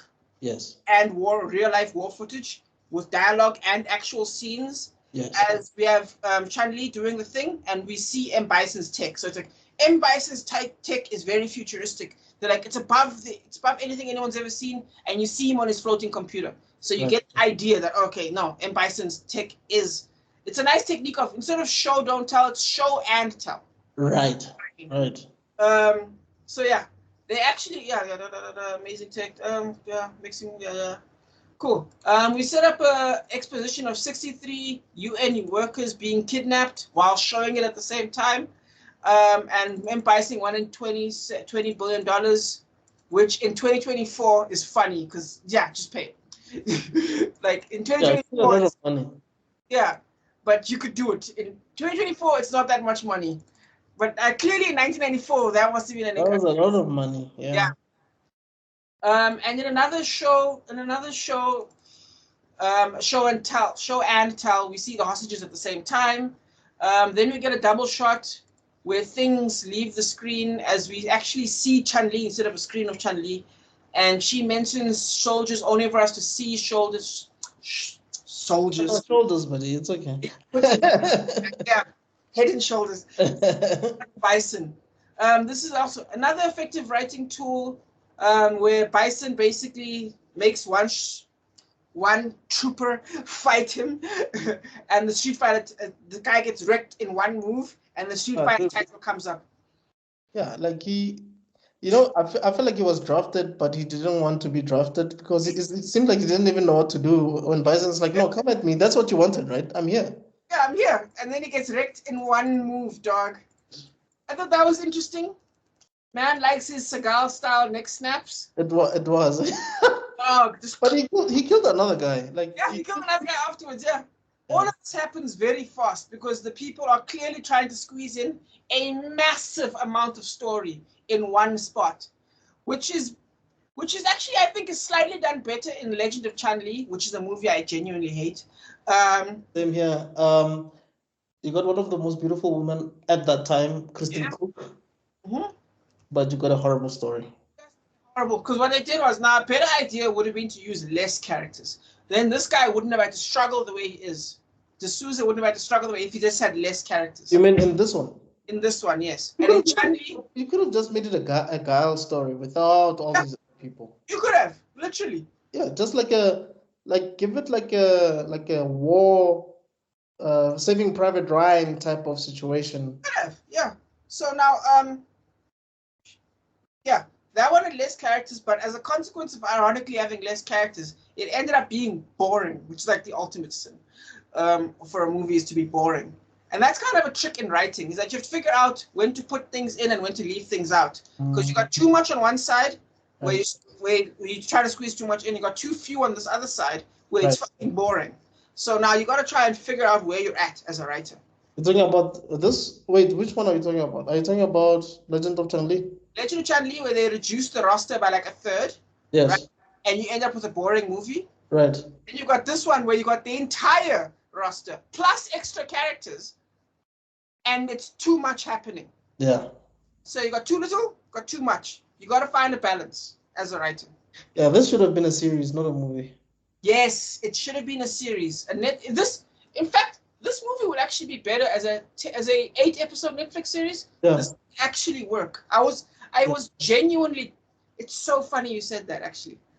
As I was watching the movie, I was genuinely thinking to myself, okay, I can cut this here, make this its own thing. Cut this here, make this its own thing. These storylines with Sagat and the Ken Ryu subplot should have been its own thing. Yes, and it should have been 2 episodes of Ken Ryu mixed with Sagat Ryu. Because remember, there's two warlords, M. Bison and Sagat, who basically run this country. Yes. That's a storyline in of itself right there. Exactly.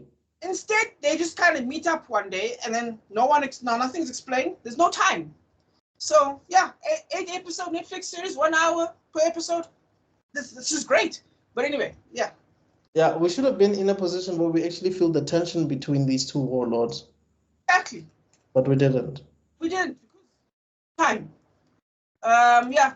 Anyway, the news report continues with Chun-Li trying to talk to the commander of the UN army, while Bison pulls up the next fighter who is annihilated. But when Chun-Li calls up Guile, Bison comes to a stop, reflecting a relationship between the two characters. Now, Raul Julia is a actually fantastic actor, so he plays this actually surprisingly well.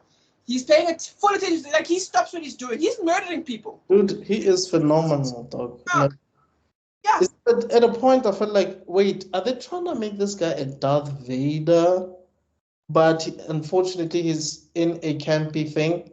Yeah. Because there was a moment where I felt like, you see the moment where, okay, we're not there yet, but the moment where he's actually choked Stalinism. Oh, yeah. Yes! Yes! That was a Darth Vader moment, dog. That was fantastic. The dialogue, I'm going to get there. So yeah, he plays this, he pays full attention to Guile talking. And as Guile talking, this man has different reactions in his face. He's reacting to what's being said to him. Yes. You can tell he's got an ego. You can tell he's affecting his ego right now. And he's acting. That's how good this man's performance is as he just looks at the screen. That was not Guile at that moment. That was just Van Damme on screen. Why are you doing this on camera? Why do this? Like, I want to show you something in Bison. Like, why? Yeah, it's fantastic. In fact, I almost hate the fact that it's Charlie that's the one that was kidnapped. It's like it should have been like, oh, turns out he killed Van Damme's wife or something. You know, the typical Van Damme stuff. You killed my wife. You know what I mean? That would have made more sense. And then afterwards he kidnaps Charlie. Would have made more sense as to why to explain the beef. Because there's clearly something going on there that's beyond, right. You know what I mean? Fantastic. I just thought that was great. Anyway, Guile calls out Bison on TV, which makes Bison more impacted as Chun-Li tries to pull the mic back. The camera is taken over by M. Bison as he uses technology to take over the footage, which turns out to be a trap to track M. Bison. But Bison catches on and then he uses the time to like show the motivation of the setup. Basically, not necessarily the inciting incident, but you could say the inciting incident already happened, but rather the explanation of the inciting incident, if that makes any sense. You know what I mean? Because like we can see things are happening. We can see they're coming to attack this guy. But why? Then we see the hostages, we see everything, and it gets explained to us with that M. Bison takeover. Right. It's almost like a subversion of your normal inciting incident, where the inciting incident's already happened, but now we get to understand the inciting incident. You know what I mean? Yeah. Now, the thing is, now we get an insane amount of names and faces here. We get Bison, we get Guile, we get Balrog, we get Cammy, we get Charlie. Yeah. We even get Blanca. Charlie Blanca at the same time. Which is not canon, because in the games, Charlie's a different character altogether. Yes. Blanca is a different character altogether. Tammy Blanca's from Brazil. Yes. And Charlie is an American. And E Honda is Japanese. Why is he Hawaiian now? What? Yokozuna is fucking Hawaiian. Dude, if we were to actually like really look at all these characters, most of them are not representatives of. Exactly. Yes, it's an international thing, which is great. It is a diversity thing. It's a diverse film, but most of those people don't like. No. If you think about it, Street Fighter film, it's almost great. Like, okay, sharp. DJ is supposed to be from the Caribbean, but sometimes that guy, you could hear American in that accent. Like, exactly. No. Yeah, not great. And also, don't forget, Cammy is supposed to be. She's a soldier, yes. British. For Bison. She's a soldier. She's like a bad guy. Yeah. She works for Bison, yes, but isn't she British? Yeah, I think she is. Yes. No, but I think at a point she does work for the good guys. I think eventually, I think she was like brainwashed at a point. But still, what a strange use for her. Anyway, the relationship is set up. The relationship which is set up quickly because Bison is targeting Charlie. One leads to another. This is actually really well done because you kind of see. Again, if What's His Face had done a better job, it could have been better, more subtle maybe. But you kind of see him. When Timothy's like, "I'm coming for you, Charlie," and then it's like, "Oh wow, that thanks, yeah, Van Damme, thanks for that guile, Mr. Obvious." Yeah, why would you just read me out like that? Like, yeah, and then there's a nice thing where you kind of see him Bison putting one together and looks at the thing and is like, "Oh," and then he grabs him, and then I thought that was nice. That's actually well written, just not greatly executed. I thought that was a pretty cool thing. Yes. It's just done in a flash though. Like this is something that should have taken maybe 1 or 2 scenes to happen. Yeah, because like it felt so quick. It was so quick. It's so quick. Like why are we in such a rush, guys? What's going on? Because we've got to put in 50 characters in this movie. We have to. It's like Avatar. Why is it that every time we try to make an Avatar, we have to do all of book 1? Why? Can't we just stop with the Face Eater? How about this? We end the season with the Face Eater or the Archers. We end it there, then this part of here, new season. And then 2 seasons equal book 1. Can't we do that? Look, dude, like, you could just end it by Jet after that whole Jet thing. Yeah, Jet could be a season finale, dude. It could. Because it ends so dramatically. Yes. In fact, if they would make an Avatar, The Last Airbender movie, logically speaking, from the thingamajiggy to Jet, or just Jet by itself, done. Or if you do the whole book 1, it has to be as long as a Harry Potter film.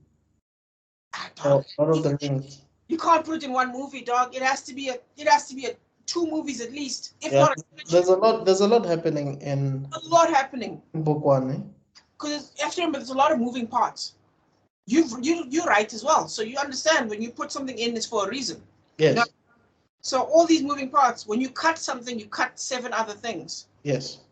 So you have to be careful with what you cut, or and if you transform something, you have to transform 7 other things. So you watched the Netflix series?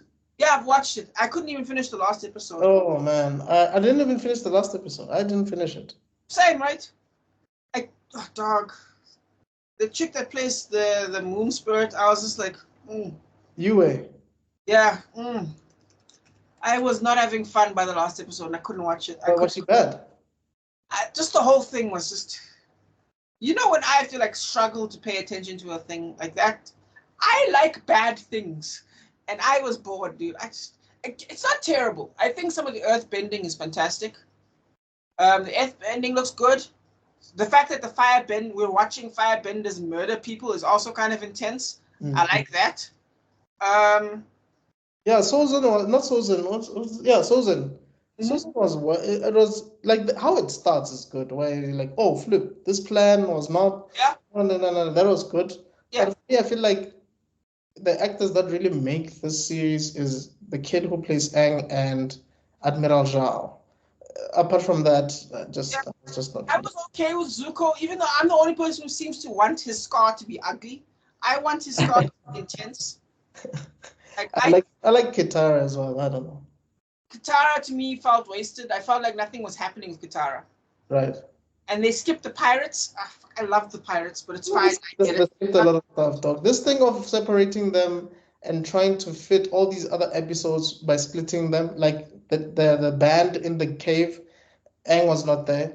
Yeah. Who's this guy? Boomy. Yep. Kitara and Sokka were not there. It was just Aang and Boomy. So it's like, why are you wasting these moments? Yep. The technology guy, they squeezed all these episodes into one thing, but I felt like they missed the lessons. A lot of the episodes came with lessons. Yeah. I like the fact they tried to set up Yumi earlier, like making her a fox. That was a good idea. Yeah. You know what I mean? Set it up early, so because one could argue that the final episodes of The Last Airbenders Book 1 are a bit rushed. One could argue that. Actually, I'm glad you said that because I feel like I was the only one that was saying this when we were reviewing it with the guys. Mm-hmm. For me, the last 2 episodes of Book 1 are the worst for me. Yeah. Because they just felt rushed. Like they were not good for me at all. They should have started 4 episodes ago. I'm not saying reach the water temple 4 episodes ago, but set up the water temple until the point where, like again, the Yumi thing, they set it up earlier by going to the spirit realm and then talking to her there, which is an interesting idea. Right.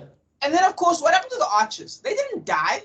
Whatever happened to them in the actual original thing?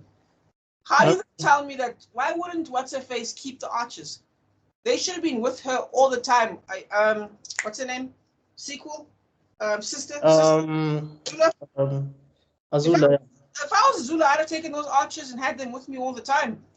Because they were effective. Who knows? Who knows? They got COVID and died. They all got COVID and died. They didn't get the vaccine. I don't know. But like, again, it's not a perfect series, of course. But I'm just saying there's stuff that they could have done. But it's way better than any live action stuff they did. Oh, definitely. Oh, definitely. Because again, they weren't trying to cram. You know what I mean? They weren't cramming. And that's the problem. But anyway, we got distracted by... I don't even know what's that connected to. What were we even talking about? Avatar The Last... They were talking about having too many characters in one thing. And yes. Well, cramming. Yes, exactly. Yeah. Anyway, yeah. Like, why would E Honda work for the news? Oh, I mean, why would Balrog work? Isn't Balrog a villain in the games? Yeah, he's normally a villain, 9 times out of 10. What's to do? Yeah. Exactly. And also, are they ever going to give us the proper Balrog? The gutter trash. Do you know what I mean? The British posh. Because didn't they get Michael Clark Duncan to play Balrog in Legend of Chun-Li? Yes, they did. And it wasn't the posh British guy. Like, I feel like he was so wasted. That man won an Oscar, guys. And you're giving him crappy projects. Dog, and he gets killed by a pipe. You're just like, okay, what happened, man? Did you lose a car payment? Why did you need... It's like Nicolas Cage. You know what I mean? He got killed by a pipe. Don't you remember? In Legend of Chun-Li, like they break a pipe and they shove it into his stomach. And then it's like, oh, and then he dies. It's the stupidest thing. I think I think he had too much money and he was bored at home. He's like, I'll do these projects. It's fine. Dog, this is the hate in my heart. That man played an amazing Kingpin, and you're gonna make him be. Exactly. He was the best part of that Daredevil movie. No, he was. He was definitely the best part. Like, my God, that man had fun with that movie. He was like the Raul Julia of Daredevil. You know what I mean? Where like you're having fun with this role. Oh yeah, no, definitely, yeah. Definitely. Especially the fight at the end, yo. Yeah. Well, him and Colin Farrell. Colin Farrell was having fun. Oh, definitely. Yeah. Oh, definitely. And it got to play like a Scottish. I think it was like Irish or Scottish. Yeah, Irishman, yeah. Yeah. So he was playing, what he actually is, an Irish. Even though I can't believe, look, I'm not a comic book expert, but Bullseye killing Elektra sounds ridiculous. I don't know if it's that happens in the comics as well, actually. But no, it happens in the comics. You watch the Netflix show? Only season 1. And funny enough, for me, that is one of the best MCU series ever made. Yes. That's for me. That's number 1. That's the number 1. Because for me, it's on par with a Batman project. You know, when I watched that, I was like, no wonder Frank Miller made this project, this IP famous. Because that season, it felt like I was watching Batman in New York. Mm-hmm. And what's nice is he had different problems to Batman. So it wasn't one for one Batman. You know what I mean? He had completely different problems to Batman. Yes. So it was his own character. It was original. Yeah, like the Kingpin, and I love the Kingpin in there. Like, dude. The setup for the Kingpin, the build-up, where this nigga's like, oh no, I said his name, and then he kills himself. Like, do you remember that? In season 1. Season 1, yeah. Remember when you discover who the Kingpin is? Because you see him in season 1. Yes. But I'd say halfway through, you discover who the Kingpin is, right? But for the first few episodes, things like, who's the one telling you how to do this? And he tortures that one guy, and the one guy like says his name, and then when he does that, he shoves his head into a spike to kill himself. Yeah. And then there's another one where another one of the bad guys is like, look, the cops are interrogating him, and he's like, the guy that's thingamajiggy is the Kingpin. And then the cops are like, oh, you said his name. You weren't supposed to do that. And then they turn off the microphone, turn off the camera. Then the one cop shoots the other cop in the shoulder, and then shoots the bad guy. Do you remember that stuff? That's why I'm saying that's how great that, because like I said, that's Batman stuff. That's kind of...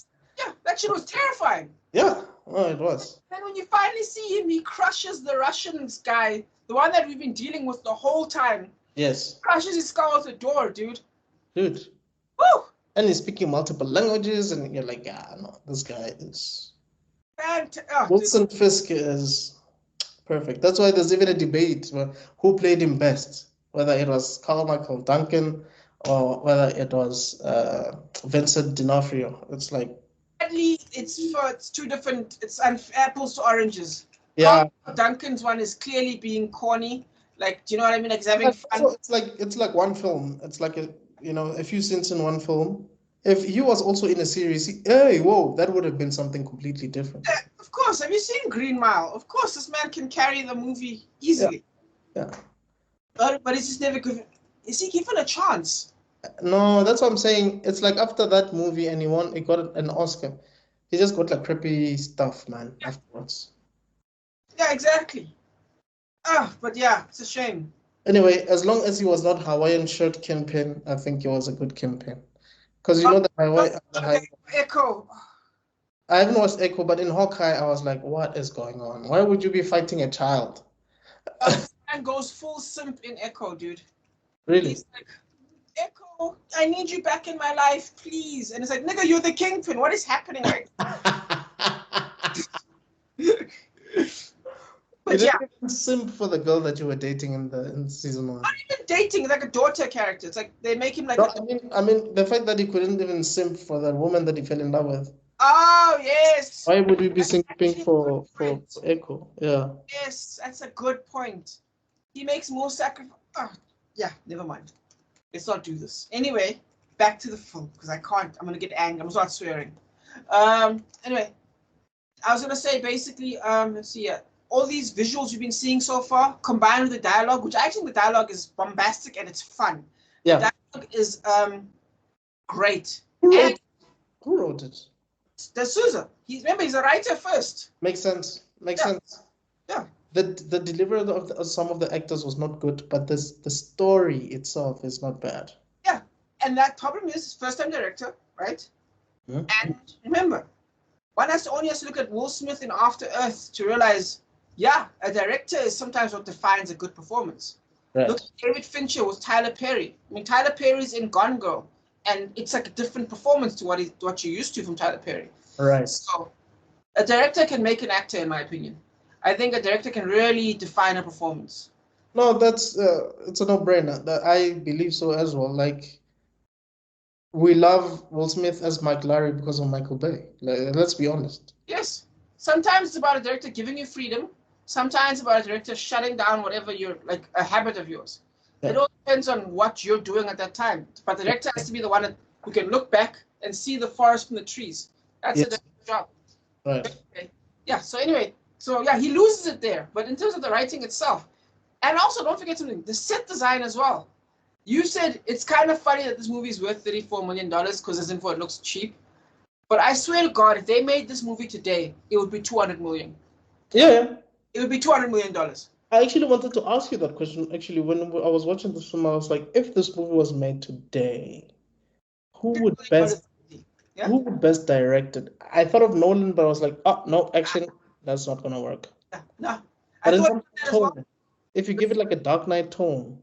I think the Russo brothers, number one. I've thought about this actually. Yes. The Russo brothers would definitely pick it up. Because remember, they also did episodes of Community. So they can do comedy. Yes. They can do serious stuff. Yes. Also, the director for Beverly Hills Cop, the one we talked about before. Yes. You could do this as well. Because again, there was this nice mix of action and comedy in Beverly Hills Cop. Right. This one needs action and comedy because I think there's great jokes in this. And this guy's writing style would suit the 80s directors. So I think the director of Beverly Hills Cop would actually be fantastic for this. And remember, that man got nominated for an Oscar, I believe. So there's a good choice right there. Anyone else you're thinking of? I'm thinking of a more grounded doc. I mean, Matt Reeves, I think, could do a good job. If it's a grounded, because you're thinking of like a Marvel type of thing. Like when you were saying the Russo brothers, I can see that happening. But if you keep it grounded, like I was saying, like I think Street Fighter for me doesn't necessarily have to be this bombastic video game based Hadouken. No, sometimes it can be like a really grounded, especially when you look at a villain like Bison, you look at a character like Vega, you look at Balrog, you look at Zangief, you look at Honda, you look at Guile. These are grounded street level. Well, I mean, Honda is a sumo wrestler. I don't think you're gonna come out convince people to like. You're gonna struggle with that one actually. Multiple hands. Is that what you're talking about? No, I'm talking about the whole like a grounded sumo wrestler because those guys like live in their own crazy world. If you know what I mean. No, I think you can still make it happen. I mean, if you make him scary, like if you make him a scary character, like when he is fighting you, you feel like Bane is fighting you. Good work. The thing is, I'm worried about how slow it would be with Matt Reeves. Because again, I think you're right; it would be good, but wouldn't it not be slow? I think it depends on the plot. Right. I think we'd have less fights with Matt Reeves. I think they'd be less fighting. That's why I'm saying, like, I don't think it should be a Ken Ryu story. Because that one needs a Marvel director for sure. Like that's a Russo brothers project. That's like end game stuff. Yeah. But if you want to, like, if it's like a military type of film with all these characters in it. Yeah, Planet of the Apes, of course. Yeah. Yeah. Let Me In was a bad movie. It's not a bad movie. It's a bad remake. Let's put it like that. Wait, who directed that? Let Me In. These are Matt Reeves movies. Oh, okay. He did Planet of the Apes. Yeah. War of the Planet of the Apes and Dawn of the Planet of the Apes. Oh. And I liked Dawn. I really liked Dawn. I wasn't a fan of War, but definitely Dawn was fantastic. And I'm trying to think. Okay, if you made a Bison movie, I think with Bison and maybe Cammy and Rose and maybe Jury, because I think they're basically that whole military police thing going on. Of course, Rose like a magician type of. Yeah, but I feel like I saw her in a movie where she was like going up against Cammy, but definitely Yuri because that's police, tied to Interpol. Yes. Shadow Lao, of course. So and Chun-Li, of course, Chun-Li could work.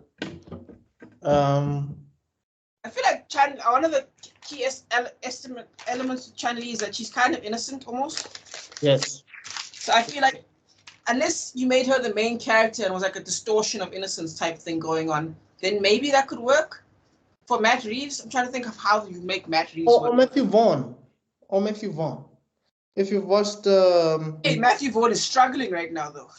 No, he is. I don't know what's going on with him, but I'm talking X-Men First Class, Kingsman Secret Service, Matthew Vaughn era. That's the thing is, I think one of the problems we're struggling with is, and I think D'Souza clearly struggled with this, putting all these characters in one spot. Yes. That's why this movie is so weird, because it tried to squeeze everyone in. Yes. So now we got to... I think Matthew Vaughn makes sense if you somehow figure out if you can figure out a way to squeeze everyone together, then Matthew Vaughn is actually good. You see, like in Kingsman Secret Service, how that movie, the first one. Yeah. When you're introducing Iggsy to the Kingsman, you could do something like that where you're introducing like maybe Charlie as a soldier. Yeah, but that's what they did with Legend of Chun-Li. Remember? That's what they did with Legend of Chun-Li, where they introduced people to the world, and it ended up with a terrible movie. Yeah, but so be risky. Matt Reeves, though, you know what I mean? Like that wasn't Matthew Vaughn, though, you know. See, Matt Reeves could do that. I think Matt Reeves would do a better job with that. Yes. No, I feel like they're Soul Brothers because you're thinking. Because I think you're not think. I think you're thinking of Endgame. You're not thinking of Winter Soldier. No, I was, funny enough. Not even Winter Soldier. I was thinking of Civil War, I think, and Winter Soldier. Yes. I feel like if we just keep it Winter Soldier, then a Chun-Li intro movie would be fantastic.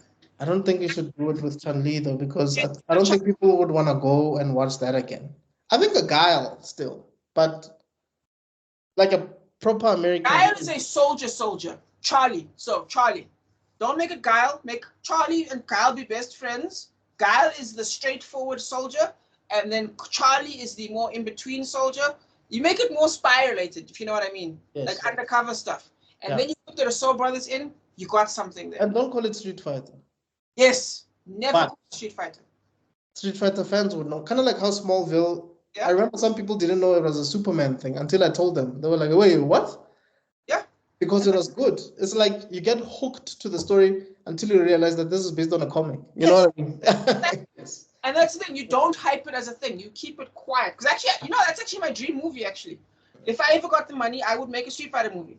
Here's how it would go. It would be called, get this, Bison. Do you know why? Why? Because, that was funny. Because Bison is, of course, Balrog's original name. Yes. So that's how you trick people into thinking it's not a Street Fighter movie. So what you do is you do a story, because remember, boxer movies make money. They're 100% successful all the time. I think we need to talk about this because I don't think people know stuff like that. I know Vega was... Who was Vega again? I know what you're going to say. I'm not sure. I think... No, you're right. Wasn't it Sagat? Wait. No.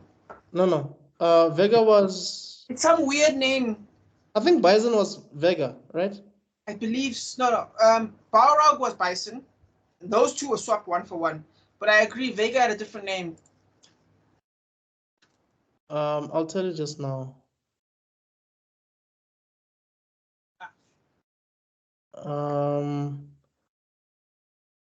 Wait.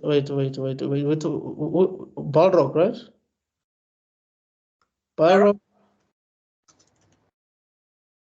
Ah, man, nah. You know what? This is gonna take forever. But anyway, I think those who know. No. Vega was Balrog. Yeah. I'm wrong. Vega was Balrog, yeah. But then Bison was something else then. What was Bison's original name? Vega was who? Vega was Balrog.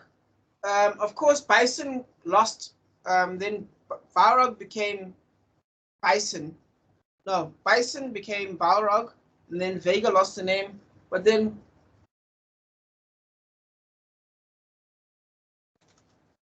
Yeah. Stuff like that. Whatever. People understand what we're talking about. Yes. So yeah, I guess that's where the switch was. But anyway, point is, I was gonna make a boxing thing, right? Imagine a big British boxing thing, right? First 20 minutes is like boxing. He grows up to be a proper boxer. He gets successful, like to the point of being too successful, where he doesn't know what to do. So he ends up joining an MMA competition as a boxer, which is not something that ever happens, right? Right. And then what ends up happening with this mixed martial arts competition? It's Street Fighter. Who does he meet? Chun-Li, who's really good at kicking. And then he meets Ryu, who shows up. You know what I mean? Like a Young Guns kind of thing. Then they all kind of go their own separate ways. You tie in the actual real Street Fighter story. Chun-Li becomes a policeman. Then you meet Yuri early. Yuri's parents, of course, are like members of the FBI, are members of Interpol. I don't know if you knew that, but yeah. And then you tie in with why she got the eye thing going on. And yeah, you can tie all these stories together. That was like an idea I had for like an actual Street Fighter movie. Because yeah, that would make sense. It would be grounded in the beginning and then kind of expand outwards. And you kind of have like this three-way fight between like Ryu, Chun-Li, Byron, Balrog, kind of like meeting in a street fighting competition. And then you have like street fighting inside and outside kind of thing going on. Wait, didn't they do something similar with Tekken and in Mortal Kombat that came out recently where that we didn't know at all? Was it Chun or something? Well, with Mortal Kombat, it depends on which one you're talking about. Because you know what, the more recent popular one, apparently there's a sequel now. Yay. And the one, yes. Carl Urban is going to be Johnny Cage, which is going to be insane. I don't know how that's going to work. I'm curious. Whoa, okay. I know, right? Whoa. But, yeah. So, what is it more again? So it's a slightly different one to that, though. Because that one, they're police first, and then they go to the tournament.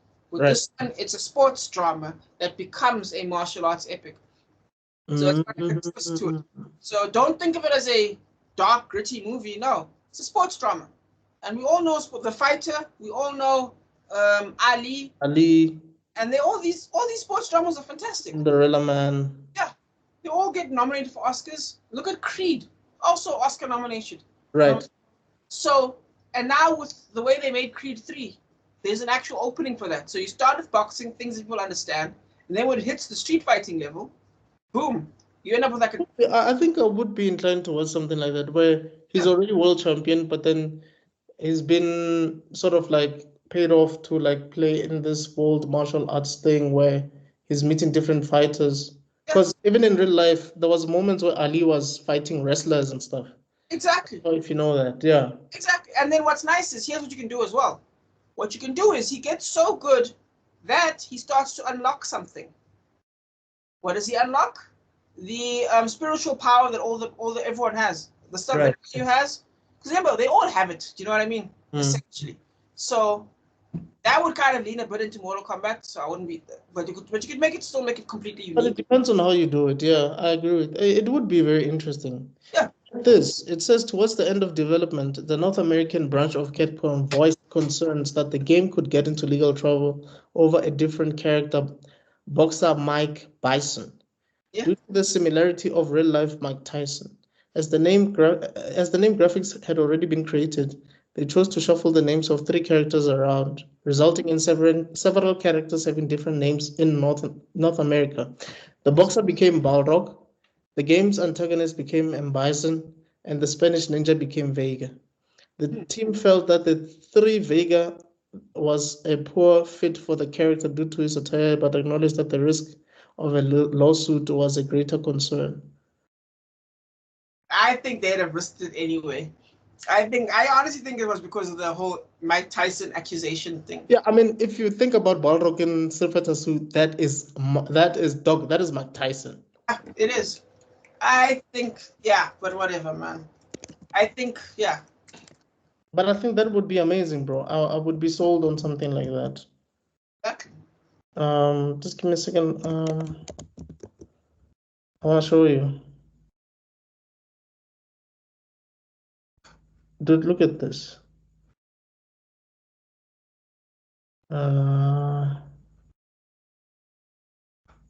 Remember this? Look at this. Yeah. Yeah, that bottom one, yeah. Dude. That bottom one is definitely Mike Tyson. But then they changed him to like become the gentleman boxer. I didn't even know he was British. But anyway. Let's just say it's one of the skins, like that middle one. That's more like... Sorry. That's fine. Leave it. Which one? Like that middle one. That's more like the gentleman boxer. The one in the middle. Yeah, that one. This one, huh?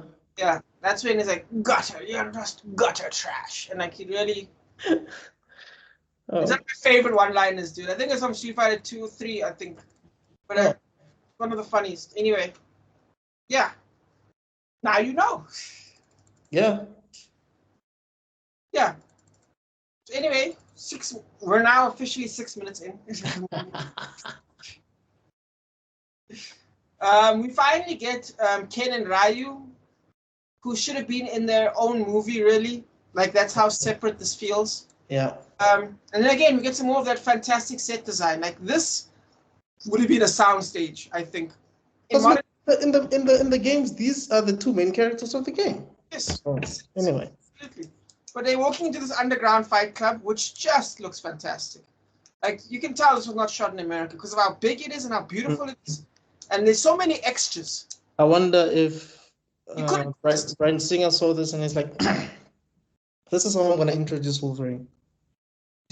Maybe, dude. Maybe. Because, yeah, like I said, $200 million movie if you were to try to do this exact same thing. Right. Things try to repeat this wonderful set with the group of people cheering fans there. All three corners basically are cheering fans. And this realistic stage, and there's like stage space for them to actually walk. That'd have been a sound stage. Would have been completely ugly. Done in real life. Anyway, we're following Ken and Ryu, who are doing a deal with Sagat. Just Ken and Ryu doing a corrupt guns deal with Sagat. Makes no sense. Like, since when are they arms dealers? Like, since when? Dog. Yeah. Anyway, this is why Street Fighter fans were pissed. They changed everyone. No one is who they are in this game. Anyway, the deal falls apart when it turns out that they stole, number one, they stole the weapons that they were trying to hide. And not only that, but the weapons turned out to be toys. The toys, dog. Yeah. What follows is actually a great rush hour fight scene where you can see them all getting captured. Fun fact, if you look carefully, right? Have you ever seen the movie Meals on Wheels? Yes. Remember the final fight? Yes. With Benny Gantz? You know the guy, the I think he's a kickboxer, I believe. Yeah, he is a martial artist in real life. Real life, yeah. If you look carefully, he's there. He's one of the guys, but you never see him fighting anyone. Wait, he's there? like an extra. Yeah, he's like an extra in the background. And you're like, why are you here? I didn't even know. Yeah, you'll see him in like one or two scenes, just in the background almost, like getting ready to fight, but he never fights anyone. Wow. So, yeah, and I looked it up because I was so curious. I'm like, I'm not on crack. Turns out he was the fight choreographer for the whole movie. What? These were his fights. These were his fights that he designed. No. Which is why I get even angrier at Jean-Claude Van Damme, because there's no way this man can give me Meals on Wheels. The guy from Meals on Wheels did these fight sequences? Huh? The guy from Meals on Wheels did these fight sequences? Yes. How? How? The only explanation, because again, this fight looks great, by the way. The Ryu when Ryu's No. They look great. Has some element of Hong Kong Jackie Chan fighting to it. Great. 100%. But then the other fights look like garbage. And I think it has to do with the fact that Jean-Claude Van Damme isn't in the scene at all. I think that's what happened here. So they had the days required to film these scenes because Jean-Claude Van Damme wasn't there. Yes. So I think maybe I'm being too mean, but I think that's what happened here. Because this is one of the best fight scenes of the movie, technically. Yeah, because we got sold to these two characters. Yeah. I think after this fight scene, you just love them. You're like, okay, we don't know if these guys, like, let's say you don't know the game at all. You don't know anything about Street Fighter. Yeah. You'll be like, these two guys are cool. Like, I'm gonna like these guys. Yeah. And you'll notice something. We got a first few minutes we got the first section, which was 3 minutes. We got another section. This section, by the way, from beginning to end, about 3 minutes. Now, in a movie that's 1 hour and 45 minutes, I would argue it's 3 minutes too long. Again, this movie did not have to be 1 hour and 45 minutes. It could have just been 90 minutes straight. Yes. 9 minutes in, we're back with Bison, who walked up to a scientist, Damme. The dialogue is genuinely hilarious. I love it so much. Was Damme a scientist to begin with? I know, he's like a Buddhist monk. Yeah, monk or something. Yeah, a monk, yeah. It's just ridiculous. Anyway, the dialogue's on the level of Die Hard and the Beverly Hills Cop, which is why I'm so shocked that this is the writer for those movies.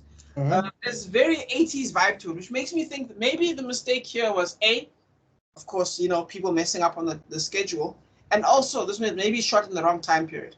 Like 10 years ago, this movie would have done better. I think so. I think it came out at the wrong time. Dyson and Bison, Dalsum and Bison talk about how they're turning Charles's mind and his struggle to fight for control. Then we get that cool line where things like, what did he say? I forgot what he says, but he was clearly kidnapped because it's like, no, doctor, you're going to be able to publish your stuff after this. And so like, how are you feeling? And Dalsum is like, crappy or whatever he says. I don't remember what he says. He basically, he's like, oh, it's like, how are you feeling? Oh, well, you're corrupting all my stuff, all my great work. So feeling great or something like that, something sarcastic. And then Thingamajiggy's like, oh, well, look on the bright side. When I've killed all my enemies, you can publish a book. You know what I mean? I just love it. It's cheesy as hell. All of this. I just need to get some water. I just need to get some water. Please continue. I'll be here though. 11 minutes in, we're back in the round arena with Ryu and Ken going up against Vega. This has nothing to do with anything so far. So I also like the music, which is the same music as the opener for the movie Basic with John McTiernan, who also wrote Die Hard. So it's a little connection there between Die Hard and John McTiernan and the writers. That guy also wrote Die Hard? Huh? He also wrote Basic? Yes. Remember? No, he didn't write Basic, but he did write Die Hard. And he was working with John McTiernan. So I thought that like...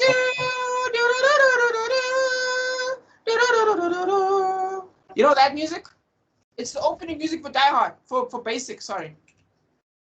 Damn, I don't remember. Anyway, yeah, that music, that's the same music. I just thought that was a little fun, not necessarily a connection, but just a coincidence. We get a funny collection of scenes as Ryu takes some of Vega's fans. Then there's this weird countdown that lasts like a full minute that ends in a massive anticlimax. But it's a great cinematic moment as Guile just comes in with a tank and arrests everyone. This lasts another 3 minutes. 14 minutes in, we're at the meeting, which is blocked by an attempted assassination. This is a Guile AN meeting.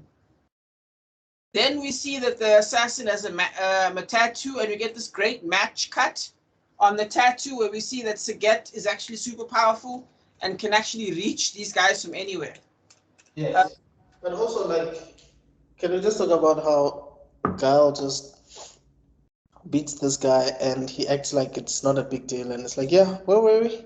Yeah, like it's one kick drops him to the floor, and I was like, yep, done here. Where were we? But I still feel like he was miscast. I think another actor could have done that. This movie. But then again, who can kick like that? Who can kick like that? Nobody kicks like Van Damme. Well, he's Scott Adkins, but nobody looks as cool. Yeah, Scott Adkins was probably like 14 years old when this came out. This leads to Sagat. The match cut, which we all know by now, of the tattoo shows Sagat. This leads to Sagat and Ryu fighting Ken. Sagat and Vega fighting Ken and Ryu. The connection between Vega, Ryu, Ken, Sagat to the main plot finally connects. This here should have been the whole first act, in my opinion. This could have been its own storyline or part of a TV series, as we discussed. You just can't squeeze all these things the way they did. Look, you can tell that there's something there. There's a jam of sorts. There's something that really works about that act. The fact that Sagat is like this criminal mastermind who was able to, like, he got arrested. He just got arrested because Guile came in at the right time and found everybody there. Obviously, he comes in with a tank. What can you do? Yeah. That is fantastic. And that whole, because for me, this whole jail thing could have been a second act on its own. Yeah, it could have been an episode. Here's the thing. Again, we talk about a TV series. Imagine you meet Warlord 1, Sagat. Yes. Then you meet Warlord 2 in the second half of the season. Did you ever watch the Luke Cage Netflix TV series? Yes, I have. They did it a lot there, where they make the first half of the season bad guy 1. Yeah, but that didn't really work for me. But yes, I do remember that, yeah. No. The execution was unfortunate. I thought it was unacceptable. Yeah, because the thing because for me, I felt like bad guy 1 was perfect. Yeah. And then you add bad guy 2. And then bad guy 2 was just too campy, and it's not the actor's fault. Yeah, it's the script. Yeah. So I feel like it may have worked with this. Instead of you killing bad guy 1 like they did in Thing, like in the Luke Cage one, they always like kill bad guy 1. Yeah. Instead of just adding another bad guy. Kind of like they did with Daredevil, where they added another bad guy. You know what I mean? Like, oh no, you revealed bad guy. I realized that the other bad guy is slightly more powerful than the first. Yes, you revealed the first was really, really bad. Yes. Right. Done a lot better in Daredevil. You could have done something really good here. And then you have the two bad guys meet, and then Ryu and them have to like try and squeeze in somewhere. Fantastic. Again, TV series. And you notice something? Each of these scenes is about 3 minutes long as well. Well, sequence. Let's not call them scenes. Let's call them sequences. Right. Anyway, we're back at 17 minutes in. We're back at the lab with Charlie, whose body is changing with that little graphic where you see like the little drawing of the guy getting a little bit bigger, and his arms are like a little bit bigger, and like still a little thing on the little screen. Anyway, super tiny scene just to let you know what's happening on that side. For me, it sort of gave me Winter Soldier vibes, like a very cheesy version of Winter Soldier, yes. But with Bucky and everything. Mm-hmm. With the giant Mountain Dew and the red cream soda. Yeah. And being in the chamber thing and being tortured and whatever. Yeah, exactly. I mean, even Blanca says sort of looks like Bucky said. Yeah, I get you. Bucky spotter. Yeah. Anyway, we're still 17 minutes in. That was a very short moment. We see Kyle has led Ken and Ryu into like a hospital to kind of win them over with empathy. And then before you know it, we're back in prison where Ryu and Ken fight each other in front of Sagat. And then it turns out they've stolen the keys. They get Sagat's attention and break out of prison. Guile is hit in front of everyone, including Chun-Li, who throws a tracker on the car. We end up focusing on Guile's body as the camera kind of pulls out, and people take pictures as they cover his corpse over with the top. But my thing is, why was Chun-Li so moved by that? Bad acting, I think. Here's why. I think what is supposed to happen is we were supposed to get more of a relationship. Like when they snatch the camera from each other like that, that scene, I think the relationship was supposed to reveal more in that moment. I don't think it's bad acting. I think it's what you said. It's too many moments, rushed cuts. Yeah, yes. Something should have developed there. Yes, okay, but here's why I think it's bad acting. Because I agree, it's rushed and it's terrible, right? Because it's so rushed. Yeah. Now you don't have time. But Raul Julia stuff is rushed too. If you understand what I'm saying. Yes. But he manages to pull it off. But the thing about Raul Julia is most of the time he was by himself carrying the scene. Here, you had two actors that had to have good chemistry. So I guess you're right. It is bad acting. But who's bad in this situation? True. To be fair, it's the writing's fault. That's number one. And it's the director's fault for being like, cut, let's move on. He should have taken... Well, when I was talking about cut, I was not necessarily talking about like the scene. I'm just talking about information being cut out. Oh yes, I'm just saying, but I'm talking about the scene. I'm saying you got to convey that there's a bigger relationship here. Okay. In that one moment, right? Look, let's put it like this. The director had enough time to shoot that one scene. Right. And what should have happened is he shouldn't be able to convey a strong relationship between those characters. Look, you could have easily just said that these people, they dated, like their exes. It would have been corny, but yes, I think you're right. That could have absolutely, it would have killed a lot of birds. Yeah. It would have killed a lot of birds with one stone. Yeah. I think that would have been a good idea. Yes. And then they end up flirting with each other later on. We'll get there. But yes. It was also like Kyle. He was flirting with Kemi and Chun-Li. I don't know what's going on with the Cammy situation. I don't know. It's like, yeah, I will never understand the Cammy situation. I think they were dating in real life at the time anyway. It's a rumor. I don't know if it's true. According to him, like he's like, no, it happened. So possible. 23 minutes in, so that whole sequence lasted about 6 minutes. We're back with Bison, who's staring at a construction project. Well, one of those miniatures. You know what I mean? It's like miniatures. When Chun-Li, again, set design. There's so many, the chairs in the science lab all have the Bison symbol. I swear the money went here. That 34 million would have, in modern day, would have been done on the set. Crazy.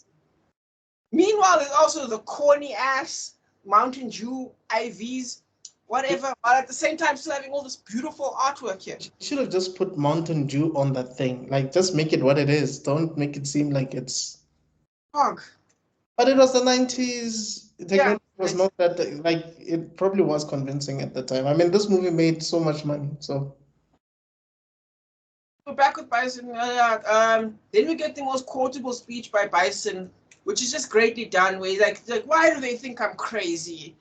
Just because I want to take over the world? Why do they think I'm a villain? I don't get it. Yes. It explains exactly why we should think. Why do they think he's a villain? Yes. And he plays it so. I don't want to say he's playing straight, but he is. He just.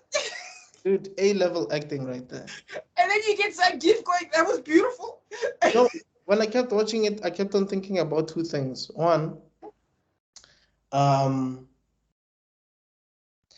this man was sick. Yes. Yes. And he did this movie for his kids. Yep. But also, he killed it. He absolutely killed it, dude. While he was sick. Imagine if he had been in mint condition. The fight scenes probably would have been twice as good. Like, everything would have been twice as good. As he just kills it, dude. Oh, it was such a corny speech, but it's done so eloquently that it's just, you are absorbed by it. It's so much fun. If he was still with us, he could have easily been a Marvel villain when Marvel was still good. Oh yes, on beyond Killmonger levels. I'm talking beyond. Thanos level. Yes, could be the Thanos level threat. Yeah. Kind of like how David Spade was wasted as Ultron, but let's not get. Dude. David Spade is such a good actor. David Spader, sorry. Raymond Denton. James Spader. James Spader. Anyway, because yeah, David Spader is the Just Shoot Me guy, SNL guy. Anyway, we're with Chun-Li. 26 minutes in, another 3 minutes. 26 minutes in, we're with Chun-Li, who's following the signal that she thinks they discover a second signal, which is distracting the first one, and it turns out it's from the UN.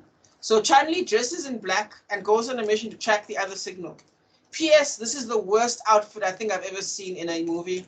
Like, it's all baggy and weird. Her ninja outfit, like, it's very weird. I didn't like it. I also feel like this could have also been a movie on its own. This Chun-Li thing, it's like another movie on its own, honestly. Like a news reporter who's actually a fighter who's out for revenge. This is like a third movie on its own. The part about her that isn't real is the news reporter. Everything else is what's real about her.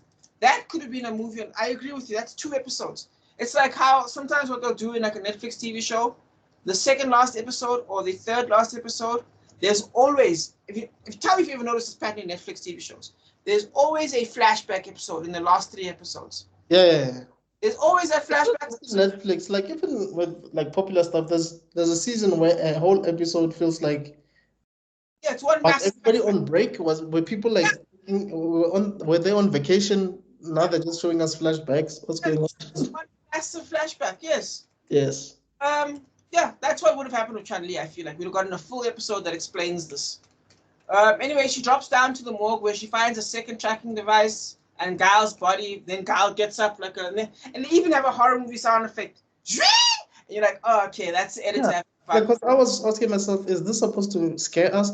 It feels like that's the thing about the tone of this movie. Sometimes it feels too campy. Sometimes it gets serious. Sometimes like it has these horror moments. You're like, what am I watching here? The editor throwing the kitchen sink. I call it the Hobbs and Shaw technique, where you just throw everything. By the way, I call it the Hobbs and Shaw because you know the Hobbs and Shaw, right? Yes. Basically, The Rock. I don't know if it's true, but basically, The Rock and Vin Diesel beat each other on who could make money because they were beefing with each other. With a Fast 8 versus Hobbs and Shaw, I think. Fast 9, I think, because The Rock was not in Fast 9. Yeah, I think you're right. Secretly made a bet. That's the rumor, anyway. That's the rumor. So this was all scripted? Huh? So this was just like a publicity stunt? Well, I wouldn't say not. I think a negative bet, not a positive bet. Like The Rock was saying, "I can do better." Do you know what I mean? Yes. Then The Rock had an opportunity to have his own franchise, basically. So they gave him a movie. And think about it. Who's in there? Ryan Reynolds is in there. Kevin Hart is in there. The Rock's ancestry is in there. Isn't Roman Reigns in there? And they're like cousins in real life. Yeah, exactly. They're cousins in real life. So he got his real family to be involved, basically. And he actually wanted Jason Momoa to play his brother in this one. And guess what? This will got Jason Momoa to play a villain in the third one. And I honestly, exactly. And I think The Rock was trying to throw everything he could into this movie. I think that's why we get that whole like going back home angle is because he was like, I'm gonna do everything I can to make this the best movie. So that's what I mean. So you don't throw the kitchen sink. Okay. Why else would you have Kevin Hart in there? And I guess, you know what the real MVPs are in this whole thing? It's the British. Helen Mirren and Jason Statham are like, oh, we're gonna be in both. Yeah, that's fine. Here's my bank statement. I think that's absolutely true. But yeah.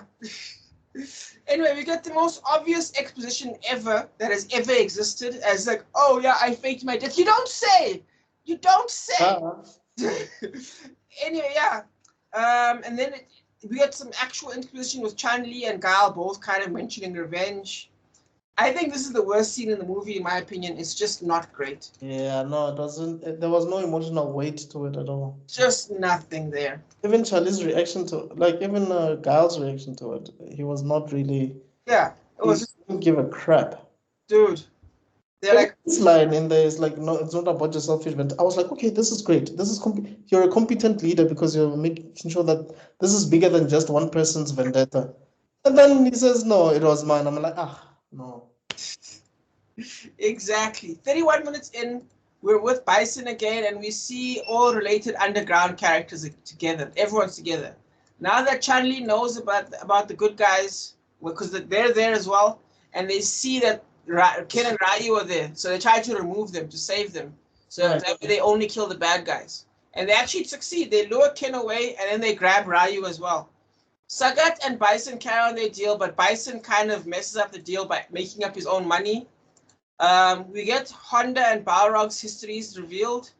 Sagat and Bison stand off against each other as the country's warlords, which is a cool idea, weirdly executed, awkwardly executed, but a cool idea of Sagat and Thingamajiggy being these two warlords that are like feeding off each other as they're under attack by the UN is such a cool idea that is wasted.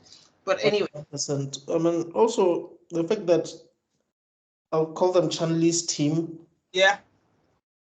Pretending to be like these circus, entertainment. Yeah. And how Honda just like shows us that this is a Capcom thing because there was like a Capcom. Oh yeah, I think you're right. Yes. Capcom logo on the lid. Dog, they were just. You don't have to put everything in, guys. You don't have to. You don't have to put everything in. We'll get there because when Bison's secret weapon, I'm like, really, guys, did you just have to do this? But we'll get there. Oh yes, I mentioned it as well. Anyway, they go up. The two warlords go up face off against each other in like a standoff, which is interrupted by Chun-Li, who sends a bomb after them, and we get the funniest line in film history. I swear to God. Somebody change the channel. Yes, quick. Change the channel! Dude, like, I remember that line from the first time I watched it. I was like, Zangief, are you serious? I died the first time. Do you know who is bar for bar? Yeah. Like, the game version of that character, it's Zangief, dog. That's exactly Zangief. Because Zangief in the game he thought the bad guys were the good guys, he was misled and whatever. That's exactly what happens in the movie. It's amazing. Anyway, Chun-Li's plan, everyone survives when the bomb goes off for some reason. Like, no one dies. No one dies, no casualties, nothing. But also that bomb was kind of, like, that was fireworks. It was just fireworks. And what's funny is fireworks that landed on top of guns. So it's like, was it fireworks on fireworks? It doesn't make sense. Oh, brother, how art thou? That van, that with the ammunition, that had a better explosion. Dude, than that. Yes. That's why I'm like, this was 30 million? But anyway. Chun-Li having, her plan fails, and Ken and Ryu are treated as heroes for having exposed the plan. But they feel bad about it. Now, this part drives me crazy, because how did they ruin the plan? The bomb was clearly too small, number one, and there was no consequences for anything. And they didn't reveal anything because technically Chun-Li exposed the plan anyway. Not that anyone properly ran away. It was a disaster. But they're like, oh, Ken, Ryu, you saved our lives. Right. No, they didn't. But yeah. Anyway, we cut to the plan. I mean, I guess you could say it was perfect timing because yes, they were about to get killed, and then they just revealed that now that's in fact, yes, they were about to kill each other. That would have done more damage than Chun-Li's bomb. Yes. That's how dumb that is. More people would have died.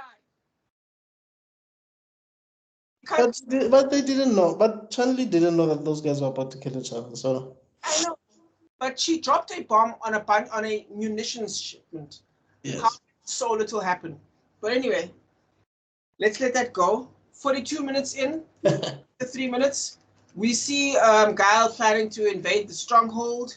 Then we're back at the temple with Honda being tortured but not reacting, which makes the torturer step out. Han, of course, Honda. I don't know to you. For me, the actor who played the Honda for me was actually really good. Like I like him. Yeah. Yeah, he's one of the best things about this movie actually. Because he was not trying too hard. He was just being a guy who was going through stuff. And that suits him. No one was thinking of E Honda as something dramatic. Yes. No one wanted E Honda to chew scenery, so that's fine. Yeah. You're absolutely right. If anything, Balrog should have calmed down. But anyway, Balrog was just like, "Yo, bro, this is not Power Rangers. Relax." Tell the black guy to please calm down. At least he didn't say that's whack. Have you ever seen that? Not Another Teen was not another. What's that movie again? I forgot what it's called. Something like Not Another Teen movie type thing, where like the black guy in the background is only allowed to say that's whack. But anyway, we cut to Zangief and we see Ken and Ryu in their famous colors when they're being shown around. You know, the famous outfits. Yeah, the geese. Give them clean clothes. They are so unnecessary. They were not dirty. Random. Blood on them, nothing. Yeah, it was because we needed to have them in their original outfits. Yes. It's in the script. If that explosion had done some damage to them and wrecked their clothes, yes, then it would have made sense for Bison to say, give them clean clothes. This director was having too much fun. Anyway, 44 minutes in, suddenly we're out of the 3 to 6 minute sequences, by the way, which is why and the scenes are more chopped up, like kind of like how you know how the final sequence of Beverly Hills Cop was like back and forth for like half an hour, the entire final act. Yes. Well, that's kind of how it is now, which is weird because we're 44 minutes in a 1 hour 45 minute movie, which gives the impression that the final act is happening now, and the rest of the movie is the final act. That's the thing. Like this movie just feels like. That's why I keep wondering why this was 30. Like when I was thinking about it earlier, I was like, it's kind of like Snakes on the Plane, where everything just happens in one setting, in a sense, or whatever. Like, you remember back in the day, man, the movies we used to watch, the kid's parents would die, the kid would grow, become a delinquent, meet a coach or a master. There's training montages, he falls in love, his best friend gets injured or kidnapped or dies. There's another training montage, goes and kills the bad guy. Mm-hmm. And this one is all about just these guys infiltrating Charulu. That's it. Yeah. But it doesn't follow any of the conventions. So it doesn't really feel like there's a proper introduction, midpoint, and like conclusion. It just feels like it's just a day in the life of Guile. Yeah. In Charulu. Yeah, I agree with you. In fact, I think what happened here is, I think this is the part where if someone told me that things fell apart from 45 minutes onwards, I would say yes. Because if you think about the original parts, all the acts all the sections, all the beats come together. Yes. Set up the characters meeting in the middle. Yes. It's not great. I think that's the director's fault. But in terms of writing, all these parts come together, all these parts, the Chun-Li storyline, the Guile M. Bison storyline, the Scott thing, they come together, right? At 45 minutes. And then chop, chop, chop, chop, chop, chop. We're here, we're there, we're here, we're there, we're here, we're there, here, we're there. So if someone told me everything that was planned, the shooting script, fell apart from 44 minutes onwards, I'd be like, it makes sense. You know what it feels like? It feels like two movies actually that I can think of from the top of my head. The first one is the Fantastic Four movie with Yeah. Michael Jordan. Yes. Because a lot of people say it feels like the director bowed out in the midpoint. They fired his ass. Yes. Yeah. Is it Josh Trank? Yes, Josh Trank. Yes. Guy from Chronicle, right? Yep, the Amazing Chronicle. And the other one is Superman 2. Because you know there's the Richard Donner cut. Yeah. So the one that we got exposed to, not the Richard Donner cut. It feels like that. It feels like the film just starts changing all of a sudden. Yeah, with the drunk Superman, right? Out of nowhere. No, that's 3. 2 is one where Zod comes to Earth. Is it? Yeah, 2 is the one where you're right. You're right. Clark separates himself from Superman. Like he goes to the Fortress of Solitude, and then there's 2 versions of. Yeah, there's Clark and the Superman. Yeah. Yeah, it's very disjointed, and it's just kind of things happening. Yeah. But yeah. Anyway. Not this Clark the Superman. He just gets depowered. Yeah, that Clark and Superman is the third one. After Richard Pryor gives Superman some kryptonite that messes him up. Yeah. Yes, you're right. Those are 2 different things. Yes. Because I know there's when Superman fights Superman. Yes. Yeah. And he's got the beard and. Hey man, that guy could act at least. That guy, you see, I feel like that bearded Superman, like that was comic book accurate to the core, dog. Like Christopher Reeve at that point was like, I'm going to give you guys a sketch in real life. Like what an artist would draw, I'm that. Yeah. I agree with you 100%, dude. So good. Maybe one day we'll do it. We will definitely do Superman. Look at that, we've already reached the yearly quota. It's probably right now we've mentioned. We're going to be doing content for 2025. Yes, just to catch up to the stuff we've mentioned already. Not even stuff we're going to mention in the future.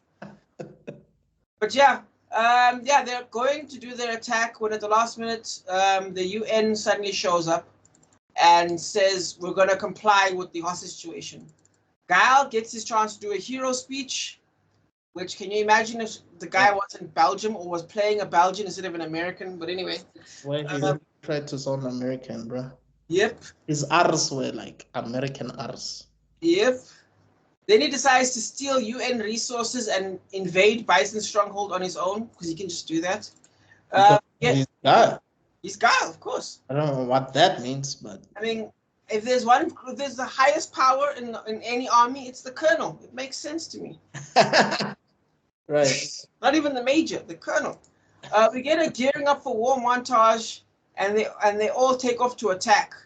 Easily the biggest cheese of the whole show, and a funny use of the actor Simon Callow, who you probably all know from like movies like 4 Weddings and a Funeral and let me just see, because we didn't mention him before, but he just came in for one day. Yeah. But he had fun with it though. Like that man was out. Oh, he did. I mean, when he was directing back, saying, "No, the rest of the soldiers are back at the camp." Yes. My God, that was so funny. Oh my God! But you know Simon Callow from other stuff, right? Not just Falling to the Funeral, Shakespeare in Love. I don't know him, man, but it does look familiar. He's in the Hawkeye movie, TV series. He's in one episode. Okay. He's in the Disney Hawkeye or the old Hawkeye? Disney Hawkeye. Oh, okay. Things I know you know him, like I'm sure. There's like a bunch of stuff he's been in. More than I thought. But yeah, British guy does a lot of cool stuff. Anyway, I like him a lot. Anyway, Anyway. I know him from somewhere. I just can't put my finger on it. That's fine. 48 minutes in, we're in Bison's bedroom, and Bison is undressing while Chun-Li gives us her story. He thought he was gonna get laid. Let's be honest. Dog. I love the fact that he doesn't give a shit. He's like, she's like she's talking about how like her dad was killed, and he's busy like pouring wine. Yep. It's fantastic, dude. I love it so much. Like, yeah, women like to talk too much anyway. Anyway, let me get ready. I got my outfit. like he's still gonna spit game after this. You know what I mean? Dude, like he doesn't care one bit. At all. And we, honest to God, get one of the most iconic lines of film history. Yes. For you, the day Bison graced your village was the most important day of your life. But for me, it was Tuesday. Bars! Yo, That's dude. the most hip-hop line I've ever fucking heard in my life. Yo, dude. Dude. I think that's when the writing was still, yeah. Yeah. They made sure to keep that one in the film. Yeah, they had to. We go back to the torturer who's ambushed by Ken and Ryu, only for Ken and Ryu to be ambushed themselves, and they all get set free. We cut back to Chun-Li, who is still explaining her backstory while Bison just doesn't care. As the dialogue sets up that Chun-Li is supposed to be weak, but breaks out and attacks Bison only for Bison to escape at the last moment, and pours gas into the room, knocking them out. Huh? She almost killed him. Which I don't like. I don't like that. All right. I think you can't have Bison snapping the necks of soldiers in one move, and then have Chun-Li putting up street fighter. Yeah. I think that undermines one undermines the other. Yes. Do you understand what I'm saying? Look, if he was drunk, if she had poisoned him or something, yes, it was gonna be corny, but if she had gotten to a point where she weakened him, yes, that made perfect sense. Exactly. Because it undermines the final fight. The only person who should be able to beat this man should be should be Van Damme only. Right. It makes the final fight more meaningful. So I didn't like that. But yeah. Anyway, the gas comes in. It knocks them out. The gas makes the fireplace go green. Bison is laughing the whole time. It is the cheesiest thing you've ever seen in your life. Dude. It was so cheesy. I love it. I love it so much. It's like, you're not taking yourself too seriously. Dog. And with these wide eyes, like, dude, it's just fucking great. I'd say that, yeah, like I said before, the movie kind of falls apart here. Guile starts to take, what's his face? Guile plays a tape of himself and Charlie hanging out because reasons. Why? While this weird music is playing in the background, like some weird, like, you know when you phone like the government and they're like, please hold, and you get like Lionel Richie. That's what's playing in the background. To me, I got the everybody wants you. Yes. Yes. And that music plays before he puts in the tape. Like. Oh yes. You know what I thought was gonna happen? I thought maybe you're gonna say that's Cammy's music, right? And then like just knock that shit off. like music from Doom or something like that. You know what I mean? Yeah. That's what I thought was gonna happen. Nope. It's them at a dinner table being recorded by who? Cammy? Who's recording? Like, who was that woman? Because I thought that woman was his wife. I also thought so. I thought, oh, okay, this is a wife revenge storyline. And now, first, that's why I said in the beginning, I said, oh, first he kills the wife and then he kills Charlie. Do you know what I mean? Nope. So that's just an extra. Just a random woman. That the cameraman apparently really liked because like we focused on her a lot. Dog. So that was a waste of my time. But yeah. We get a shot of him and Dawson. We get a shot of that, and then cut to Dawson and who's being watched as he tries to break the programming. We actually get a semi-interesting piece of sci-fi as he stops the evil coding at 49% and creates positive coding from then onwards. Yes. 57 minutes in, we move to Chun-Li and the others being led to the command center. And with their failure as they worked, they all get led over there and they get tied to a post. Yep. Yeah. This is intercut with the boat attack. As we see Guile taking down the radar stations. The stealth boat is found as they enter attack mode. We get a minigun fight between the two miniguns as Guile appears as Guile's boat appears and the setup is revealed. We get a funny show of Bison's crane as we see the Street Fighter game board is attack mode. Like, really? Look, as a kid, that probably would have been the best thing to see. But now that I'm older, I'm like, oh my. But look, you know what made me not like just turn off completely and just say, Rob, I'm sorry, I can't watch this. We'll just have to review it without me finishing this thing.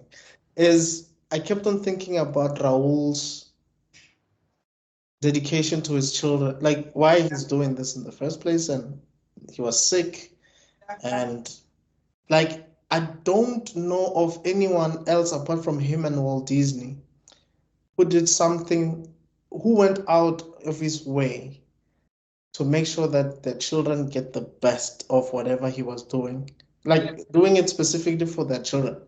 Because, dude, come on, like who would just say, okay, I'm about to die, but I'm gonna do this thing and give it my all for my kids. I will play with these joysticks because he probably never even played Street Fighter in his life. Yeah. But he did it for the sake of his kids. I mean, dude, I don't know how old his children are now, but I'm sure whenever they have time, they probably just think about it and they're like, yo, can't believe Pops did this for us. Yeah, that was crazy, yeah. Yeah. And, yeah. Just with the giant gloves. And then he's like, yes, and he finally hits it. And everybody's just watching. You know, one thing I've noticed about this part, when I was watching it, I was like, Bison is one of the most hospitable villains of all. Like, the only thing that was missing was refreshments. Like, this dude kept these people, like, entertained, and he was hosting Sagat, he was hosting Ken and Drew. He's such an interesting bad guy. He's fascinating, actually. I think, because according to the research, Raul Julia actually researched a bunch of real-life dictators. And the one he settled on the most was Mussolini. So with the hand movements and the bombasticness, he was actually going for more of a Mussolini bad guy. For those who don't know, that was the guy who invented fascism, the dictator from World War II, one of the worst, corniest dictators of all time. In fact, I think I forgot which general it was, once said, never before has a power risen so quickly to be smacked down so quickly, something like that. So his performance is like... Yeah, he was... Mussolini. Yes, Mussolini, yeah. As this dramatic, bombastic thing, which if you look at some old school Mussolini videos, you can actually kind of see it. So I thought, yeah, this man is a classically trained actor and he does a great job. Yeah, that's a good observation. I didn't even know about that. I will have to watch these Mussolini videos. Definitely. Anyway, the boat is blown to pieces, but they escape. I think over How here... did they escape even? You just see them unbuckling and that's apparently good enough for me. They just unbuckle their seatbelts. Those are the moments that I never understand in movies where someone jumps off a cliff, but for some reason they manage to grab hold of some rock. It's like, do you understand how fast you're going? Like, dude. It would have ripped the skin off your hands and you'd have fallen anyway. Because there's a scene here, but we'll get to it. Because it's like, Guile would have died here. I don't understand why he's still alive.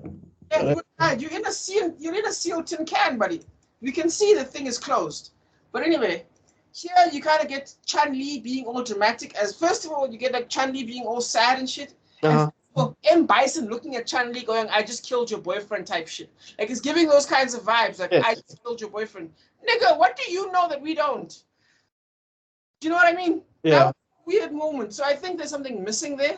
But again, I think we basically mentioned this before. But basically, there's just, I feel like the actors just weren't good enough to create something there. So yeah, it just didn't go far enough. I think too many bits with missing content beforehand. Yes.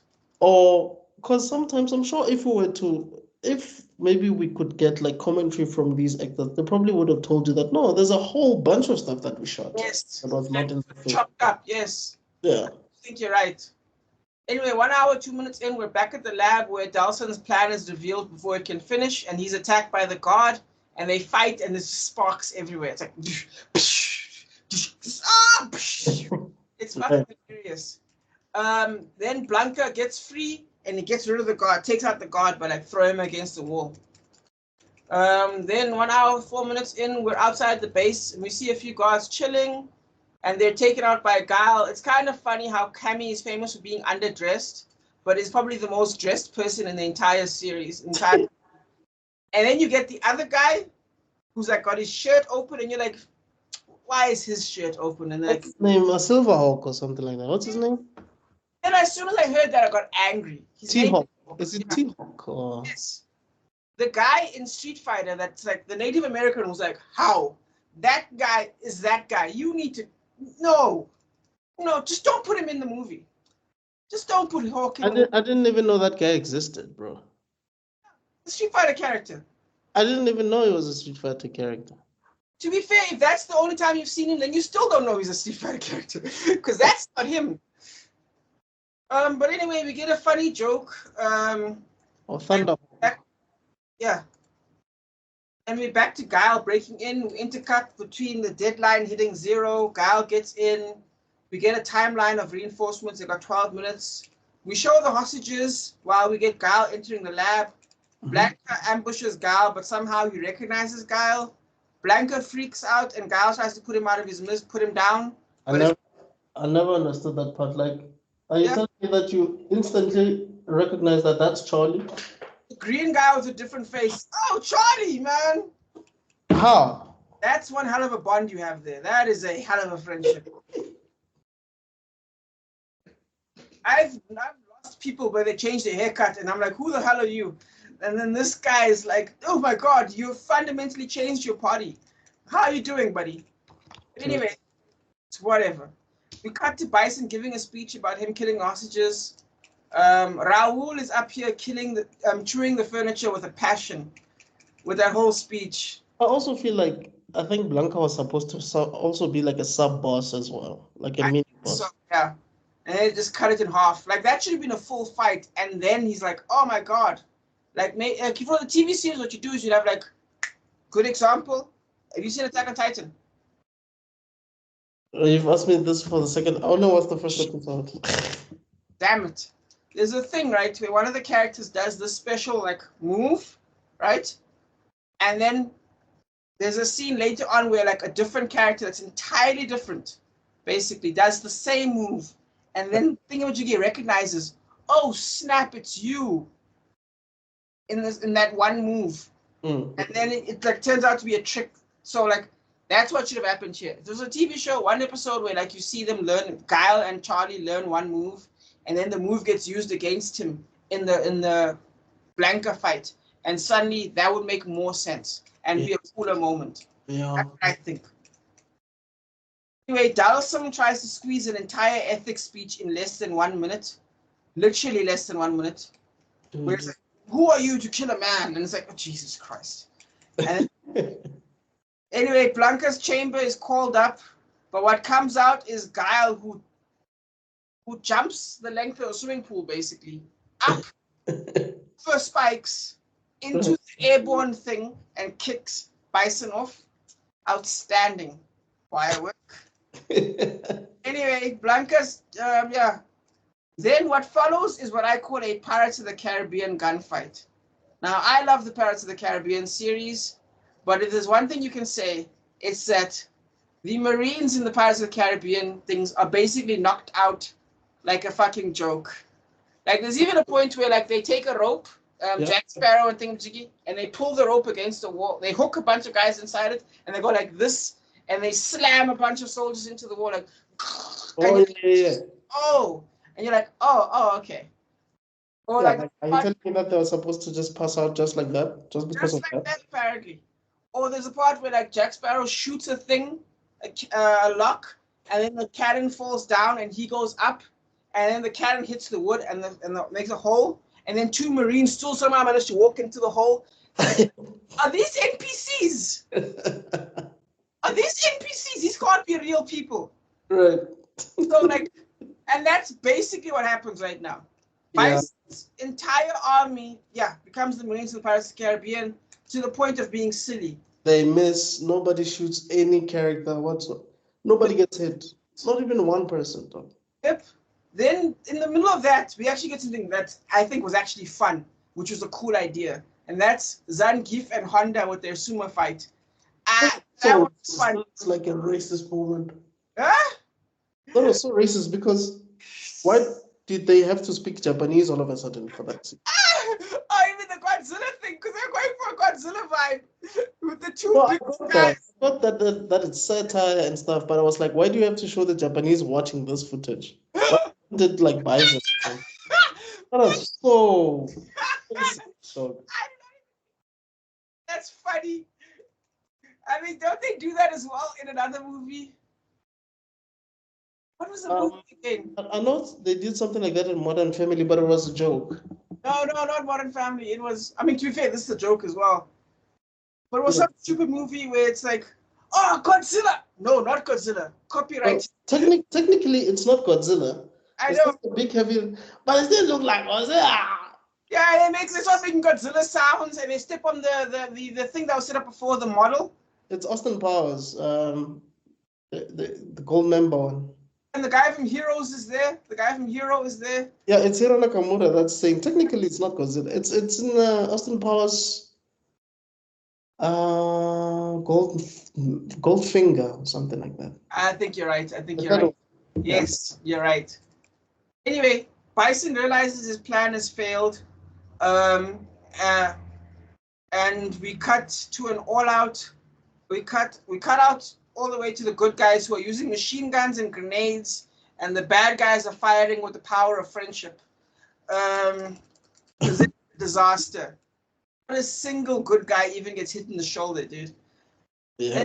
Then we get Bison turning to BJ, to Jay. It's so funny. Like, it really is the power of friendship, because Bison's like, we'll die together, and Jay's like, what? Say what? Bah. That's whack. Yeah, he's like, bye, and then he bounces. Then we get the most undeserved morality split between Ryu and Ken. I won't say it wasn't set up, but it was Ken's idea to do the whole scam in the first place. Yes. But it's so undeserved, where it's like, no, let's get out of here. No, we need to help them. Shut up.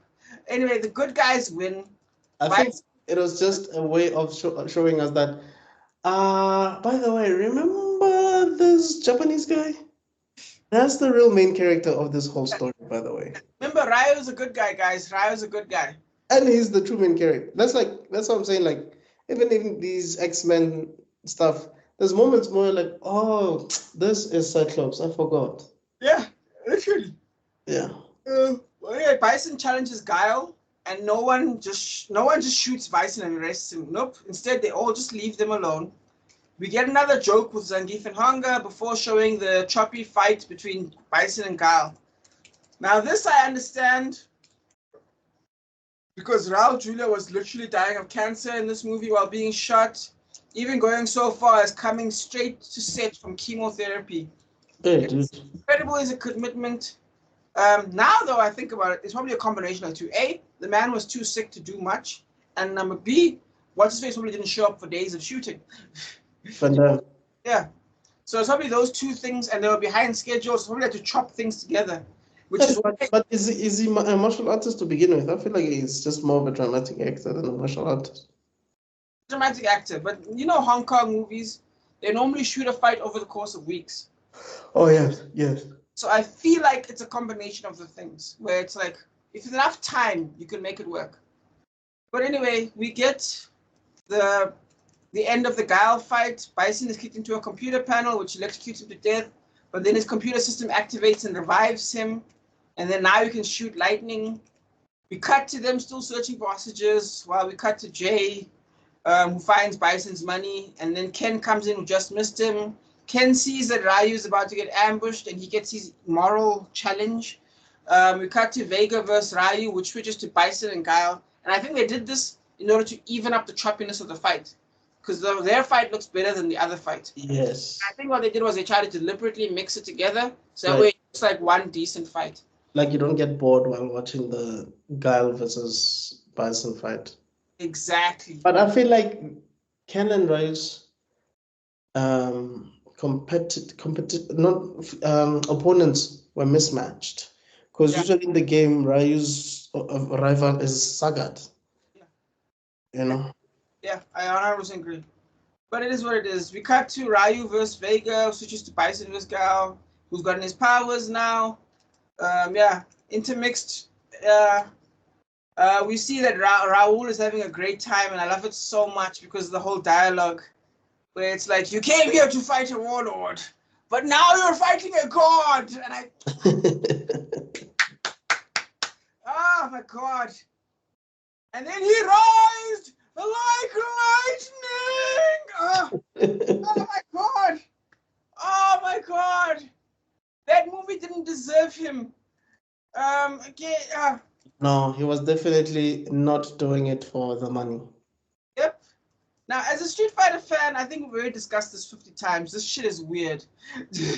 No, this shit is weird because Bison vs. Guile is ridiculous. It's weird AF, bro. Bison vs. Guile is redonkulous.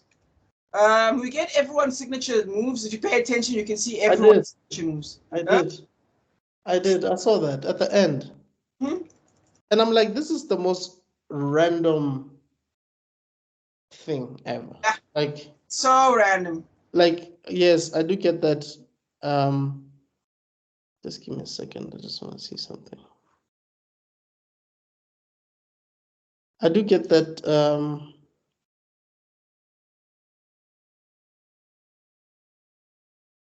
It's an homage to the game and everything, but why do this pose? Oh yes, it literally makes no sense in the plot. No. And it's everyone's pose. It's Cammy's pose, definitely. Yeah, it's Ryu's pose. Yes. Chun Li jumping makes perfect sense. Yes. Yeah, it's all their poses. It's all their poses, dog. Even Guile's pose. Yeah. But and he doesn't have a comb. He doesn't have a comb. When did he get a comb? Does he have a comb in the shot? I think so, but also like that Captain Sawada guy. Oh yeah, he's got his own pose. He just made his own pose because that character didn't exist. Yep. You know. But anyway. Cammy, you're wearing the wrong pants. I mean, I feel like those are pretty close to yoga pants, so at least that's decent. But, yeah, but why is Guile's thing blue and not green? That's another thing. Turns out the trivia, wrong color shirt, and Chun Li's side is supposed to be blue. Yes. No, it's not red, it's blue. Yes. So those two are wrong, definitely. And also, why is technically Ryu's shirt, is it really open? It's not closed, isn't it? Or is it open? Am I wrong with that one? No, it's closed. Yeah, I thought so. It's normally closed. So that was weird. Yeah, but Ken was so miscast, dog. Yeah. Ken is... Look how clean it looks there, dog. It looks like someone was photobombing. Do you know what I mean? Like he showed up, I was like, why is that guy there? He's not a bad actor, though. Yeah, he's not a bad actor at all. I don't know. But maybe it's because this thing came out like not so long after the game came out. So maybe we can cut them some slack on that. But of course, there's that. And also, remember, it comes from a day and age where writers still didn't trust the source material. I mean, look at Halo. They still don't trust the source material. Right. Like, have you watched the Halo TV series? Mm-mm. You should. It's terrible. Actually, no. If you think of it as not Halo... Have you watched it? No, you should. It's actually terrible. You should. That's why you should watch it. Just don't watch it week by week, because that's actually terrible. Right. But basically, if you think of it as not Halo, but you think of it as worse than Expanse, but better than what's that TV show? Just give me 1 second. I Killjoys. Mm-hmm. So worse than Expanse, better than Killjoys. Then it's okay. Mm-hmm. If you watch a lot of sci-fi, then it's okay. But if you think of it as a Halo product, it's trash. Mm. Yeah. So yeah, food for thought. Anyway, Ken and Ryu fight. They win. Ryu kills. Yeah. Guile kicks him in the wild. Oh yeah, Ryu. Bison gets killed with Guile kicking him in just the wildest way possible. This nigga literally kicks this man across a football field into a thing where it's like, okay, and he gets blasted into a screen. Okay, it wasn't the screen that killed you. That had to be so hard that it must be the kick that killed you. There's no way the screen killed you. Anyway, there's a funny moment with Honda, and it's stupid that the you're off the air. Yeah. The Honda Zangief fight just kind of ends. Honda's like, well, this fight's over. All right, cheers. And sorry, but I can't play anymore. I have to go. Yeah. And Zangief's like, no. And then Jay shows up and says, yo, man, we're the bad guys, right? And he's like, what? And then Zangief's end up saving them after they rescue the hostages. Yes. And Jay makes his way to escape. As Sagat appears, I'm assuming Watsavega is dead. Dalcin and Blanco decide to stay behind in a bomb. Okay. The place blows up with Guile still running away. We get the obligatory, "Where's Guile?" No, Guile died. Which Fast and Furious likes doing a lot with Dom. Yes. I was going to say the Fast 6 with the airplane. 6 and 7 and 8, I think. Airplane, he's dead. He's dead. Out. Family. The power of family. I almost wanted to this. They should have had Yu-Gi-Oh music playing. Yamu. You know what I mean? The power of family. Anyway, yeah. Sagat and Jay open up their loot, and it turns out to be fucking Bison money. We see the Street Fighter crew mourning when Guile appears. Oh, that scene was so... Oh, you can't tell me the director didn't give up. Like, when you see how bad Kylie Minogue's acting is, everyone's acting is in that moment. Dude, these niggas gave up emotionally at this point. We get nothing but cheese for a while as the good guys. The person that's convincing there is Chun-Li. Everybody else is just... an actor. The other people, I don't even know. Chun-Li is even used, does flirts with Guile, and you're like, that sounds like something Vin Diesel would do. You know what I mean? Where it's like, I'm gonna need her to flirt with me in this movie. Yeah, and like Guile sort of flirts with Kylie Minogue as well, because it's like, are you crying? And he's holding her face like he's about to kiss her. Nigga, human resources. Human resources. Bad touch. You know what I mean? And yet do all that cheesy jumping thing where they all do their victory poses. Asking Ryu and Ken about enlisting and yep. I don't know. You know, kind of like, the first X-Men where Wolverine and Cyclops do this thing of hey, I'm not the enemy. Can you prove it? You're a dick. Fair enough. I'm acknowledging that you're actually the guy here. So this is like him talking to them about passports, and it's like, guys, I know I'm stealing your movie. I'm stealing your thing. So let's talk like we are in agreement or something. Yeah, it's fucking to the point where they don't even mention the fact that what's his face is still technically a bad guy. He's a part of Shadow Lao. He needs to go to jail. Zangief, yeah, because he was still. He even has the sideways salute and things like, you're doing it. There you go. It's like, is he automatically pardoned for his crimes? Yeah, exactly. And you weren't even there when he saved the day. So why are you not being like, arrest that man? You know what I mean? You didn't even witness that. So as far as you're concerned, there's a bad guy chilling with your good guys. Exactly. Like Cammy didn't explain it. But that's the thing, even anime did that a lot. It's like Goku was not there, but when he comes all of a sudden, he knows information about things that he was not aware. Yeah, that time when you killed Krillin, dude, you were not here. Like, how do you know this information? Remember that one time when they were like, you know what, there's a shortcut to this, where he grabs Gohan's head and is like, I now know everything that happened. And it's like, what? When did you learn this? Who taught you this? Is it King Kai? Did I teach you to touch your son's head and know everything? Right. Dude. Yeah. Anyway, this is the corniest, cheesiest movie. It's not taking itself serious at all. This is amped up by, which is made even funnier, because if you listen to the credits, right, the radio host starts to make a bunch of Street Fighter jokes, which are actually dumb but really funny as well. Like, it's so funny. Like, the actual Street Fighter jokes based on the Street Fighter thing. So that was funny. So Flatline's a nice metaphor. It's corny, but there's moments in it that are genuinely funny. I think the biggest issue with this movie is it tries to do way too much. It's trying to squeeze in every character that has ever existed to the point where they add extra characters. The first 45 minutes are surprisingly cohesive, though rushed. But I think it fails in its balancing of story, comedy, action, and exposition. The elements of story that work together are great because they tend to be entertaining, and the jokes are genuinely funny. Mr. Gomez Adams has such a great time that he and the guy playing Zangief, with a little bit of Jay in the background, just making faces in the background, kind of hold the movie up. Like, just bam! And I think this is a very fun guilty pleasure that I call a 4 out of 10. That's exactly what I was going to give it. I promise you. When I was watching, I was like, this is my final score. It's a 4 out of 10. Like, sometimes it tries to take itself seriously. At the same time, sometimes it's way too goofy. It just doesn't balance each other out properly. Yeah. It feels like there were two people that were directing this thing, you know.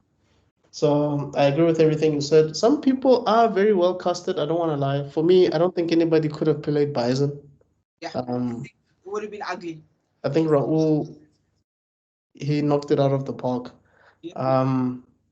For what it was. Yeah. It was asked of him, he killed it. Pardon? 3 of the 4 points basically belong to Raul Julia, basically. Do you know what I mean? Yeah, for me, I feel like it's him, Chun-Li. Yeah. I guess it's those two. Him, Chun-Li, and Honda, maybe. That's it. Everybody else, Ryu was not bad. It's just that it's not his film. So. Not his film. Yeah. Enough, Ryu, the guy playing Ryu is basically doing the same thing he does in every movie, basically. Oh. Like this interesting side character that's not the point of the movie, so leave him alone. Like that's basically who he plays in the Steven Seagal movies. In other movies, he always plays this like somewhat interesting side character that never gets anything. Yeah. That sucks. Yep. But yeah, guys, thank you so much for checking us out. Let us know your thoughts on the movie. Yeah. This is one of the movies that I didn't even think we'd discuss. Rob was like, no, we're doing this. Yeah. And, I want us to do more mixed movies. We can't keep doing masterpieces. Yeah. No, 100%. Have you guys played the game? Have you guys played the game that's based on this movie? By the way, there's also an animated film that is based on this movie. Are you guys aware of that? It's on YouTube even. So anyway, guys, thanks so much for checking it out. Let us know who your favorite characters, actors on this movie are, your greatest scenes, the worst scenes. Is this a guilty pleasure? What? Let us know. Don't forget to buy Jin's War, and let us know your thoughts on that as well. You can follow Rob at SQJ Pure. And you can check me out at Mr. Extrodin on TikTok. And yeah, this is African Frame. We also have a TikTok account on. Also have an African Frame TikTok account. African Frame _podcast. Just check us out on that, and just let us know your thoughts on which movies you guys want us to cover, and we'll put it on our list, and hopefully we'll sort it out. For myself, Mr. Extrodin, and Rob Sibeko, guys, thank you so much. We are out. Cheers.